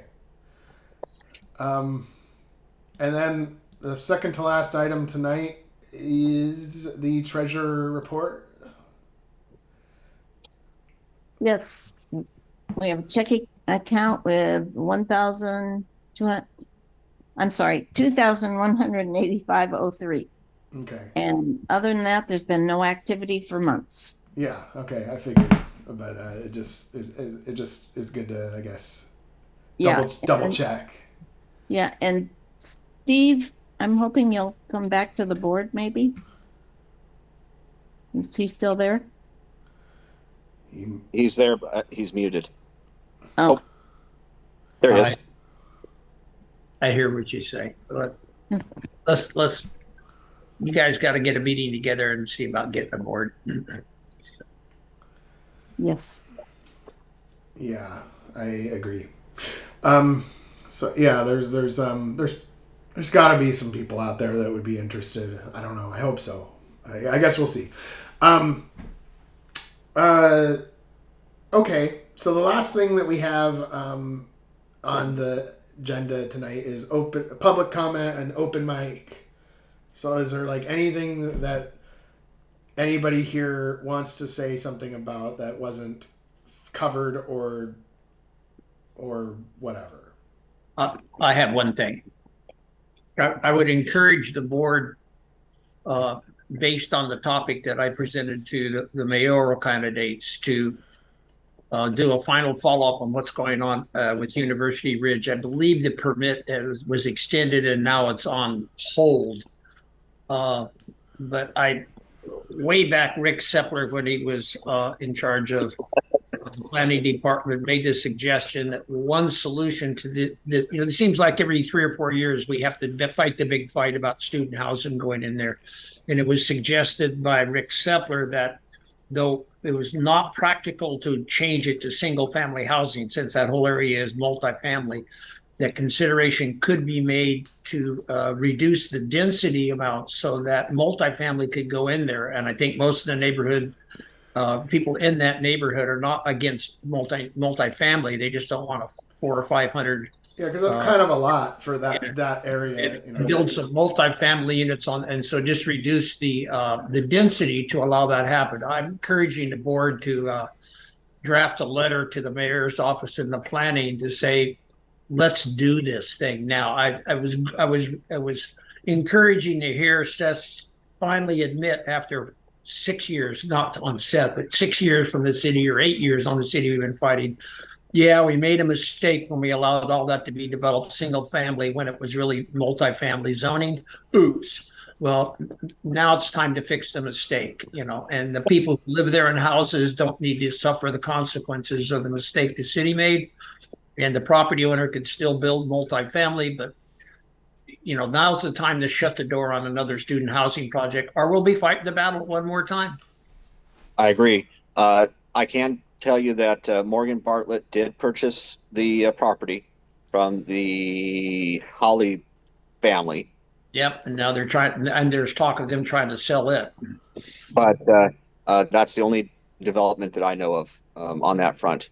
Yeah, if the permit's expired and gone past all the waivers that it can be given before anybody else applies for a new permit, is the time that the city could, without a lot of effort, it's going to take some effort, but with much less effort than another hearing board and all the stuff they had to do to adjust the zoning density for that particular piece of property based on all the evidence that's come out, that ecological evidence, the sociological evidence that say it's just not appropriate place for a 500 student housing. So I would ask the board to do that. Thank you, Steve. I think that's an excellent idea. Yes. Do we have a secretary? No. Well, hopefully you're recording that you don't know. What do you mean you don't have a secretary? We don't have a secretary on the board. Well, I mean, the boards could draft a letter amongst themselves and send it out. It can be an electronic. It doesn't have to be, but now's the time to go on record one more time. But didn't Morgan already buy the property? He did. Yeah. Change the zoning. And has it expired, his permit? The last one I saw, it has expired. Yeah. Oh, it has. Seth said he was going to check into it. He wasn't sure of the status of it, at least in his answer to my question. I think it's not clear whether or not that permit is expired or just been put on hold. It'd be good to know that. It'd be good to know the current status either way of the site itself. And I don't know exactly how we dig into that, but I'd like to know too. Either way. Write a letter. Yeah. Anyway, thanks, guys. Yep. No problem. Thank you, Steve. So that seems to be it for the meeting today. I think it went pretty well. Actually, it was really good to have the candidates here, and seemed like we had some decent attendance this time. And yeah, I just hope we can keep it going. I think it will. So we just need to set up a time for a meeting for the board. Yeah. Let's do sometime in September. I'm pretty flexible. If anybody has any specific dates in September that are good, if you shoot them my way, I'll just say. I mean, I'll just it's yes, pretty much, and I just need to like set it on my calendar. Okay. Although earlier as earlier as possible in the day is better for me than later. Like I really like this is a later meeting for like these, but like I'm really bad later in the day. Like I wake up at like 4 a.m. By this, I mean I'm pretty much about to go to sleep like at this time in the day. So if we can meet even like at 4:30 or 5 or even just a little earlier than like 6 or 7, that's really good for me. For me, the best time is like 6 a.m. or 8 a.m. or whatever, but I realize that's not everybody else's good time either. So, yeah, but I'm cool to meet with the board whenever is convenient to them. I'm usually pretty flexible. So, Sounds like a plan. okay, sounds good. So we'll plan on sometime in September, but like send some dates or times that really work for you, and we'll just discuss it back and forth and come up with a date, and we'll just do it. Mid-September sometime. Mid-September sounds good. Okay, cool. Thank you, everyone. Yep, thanks.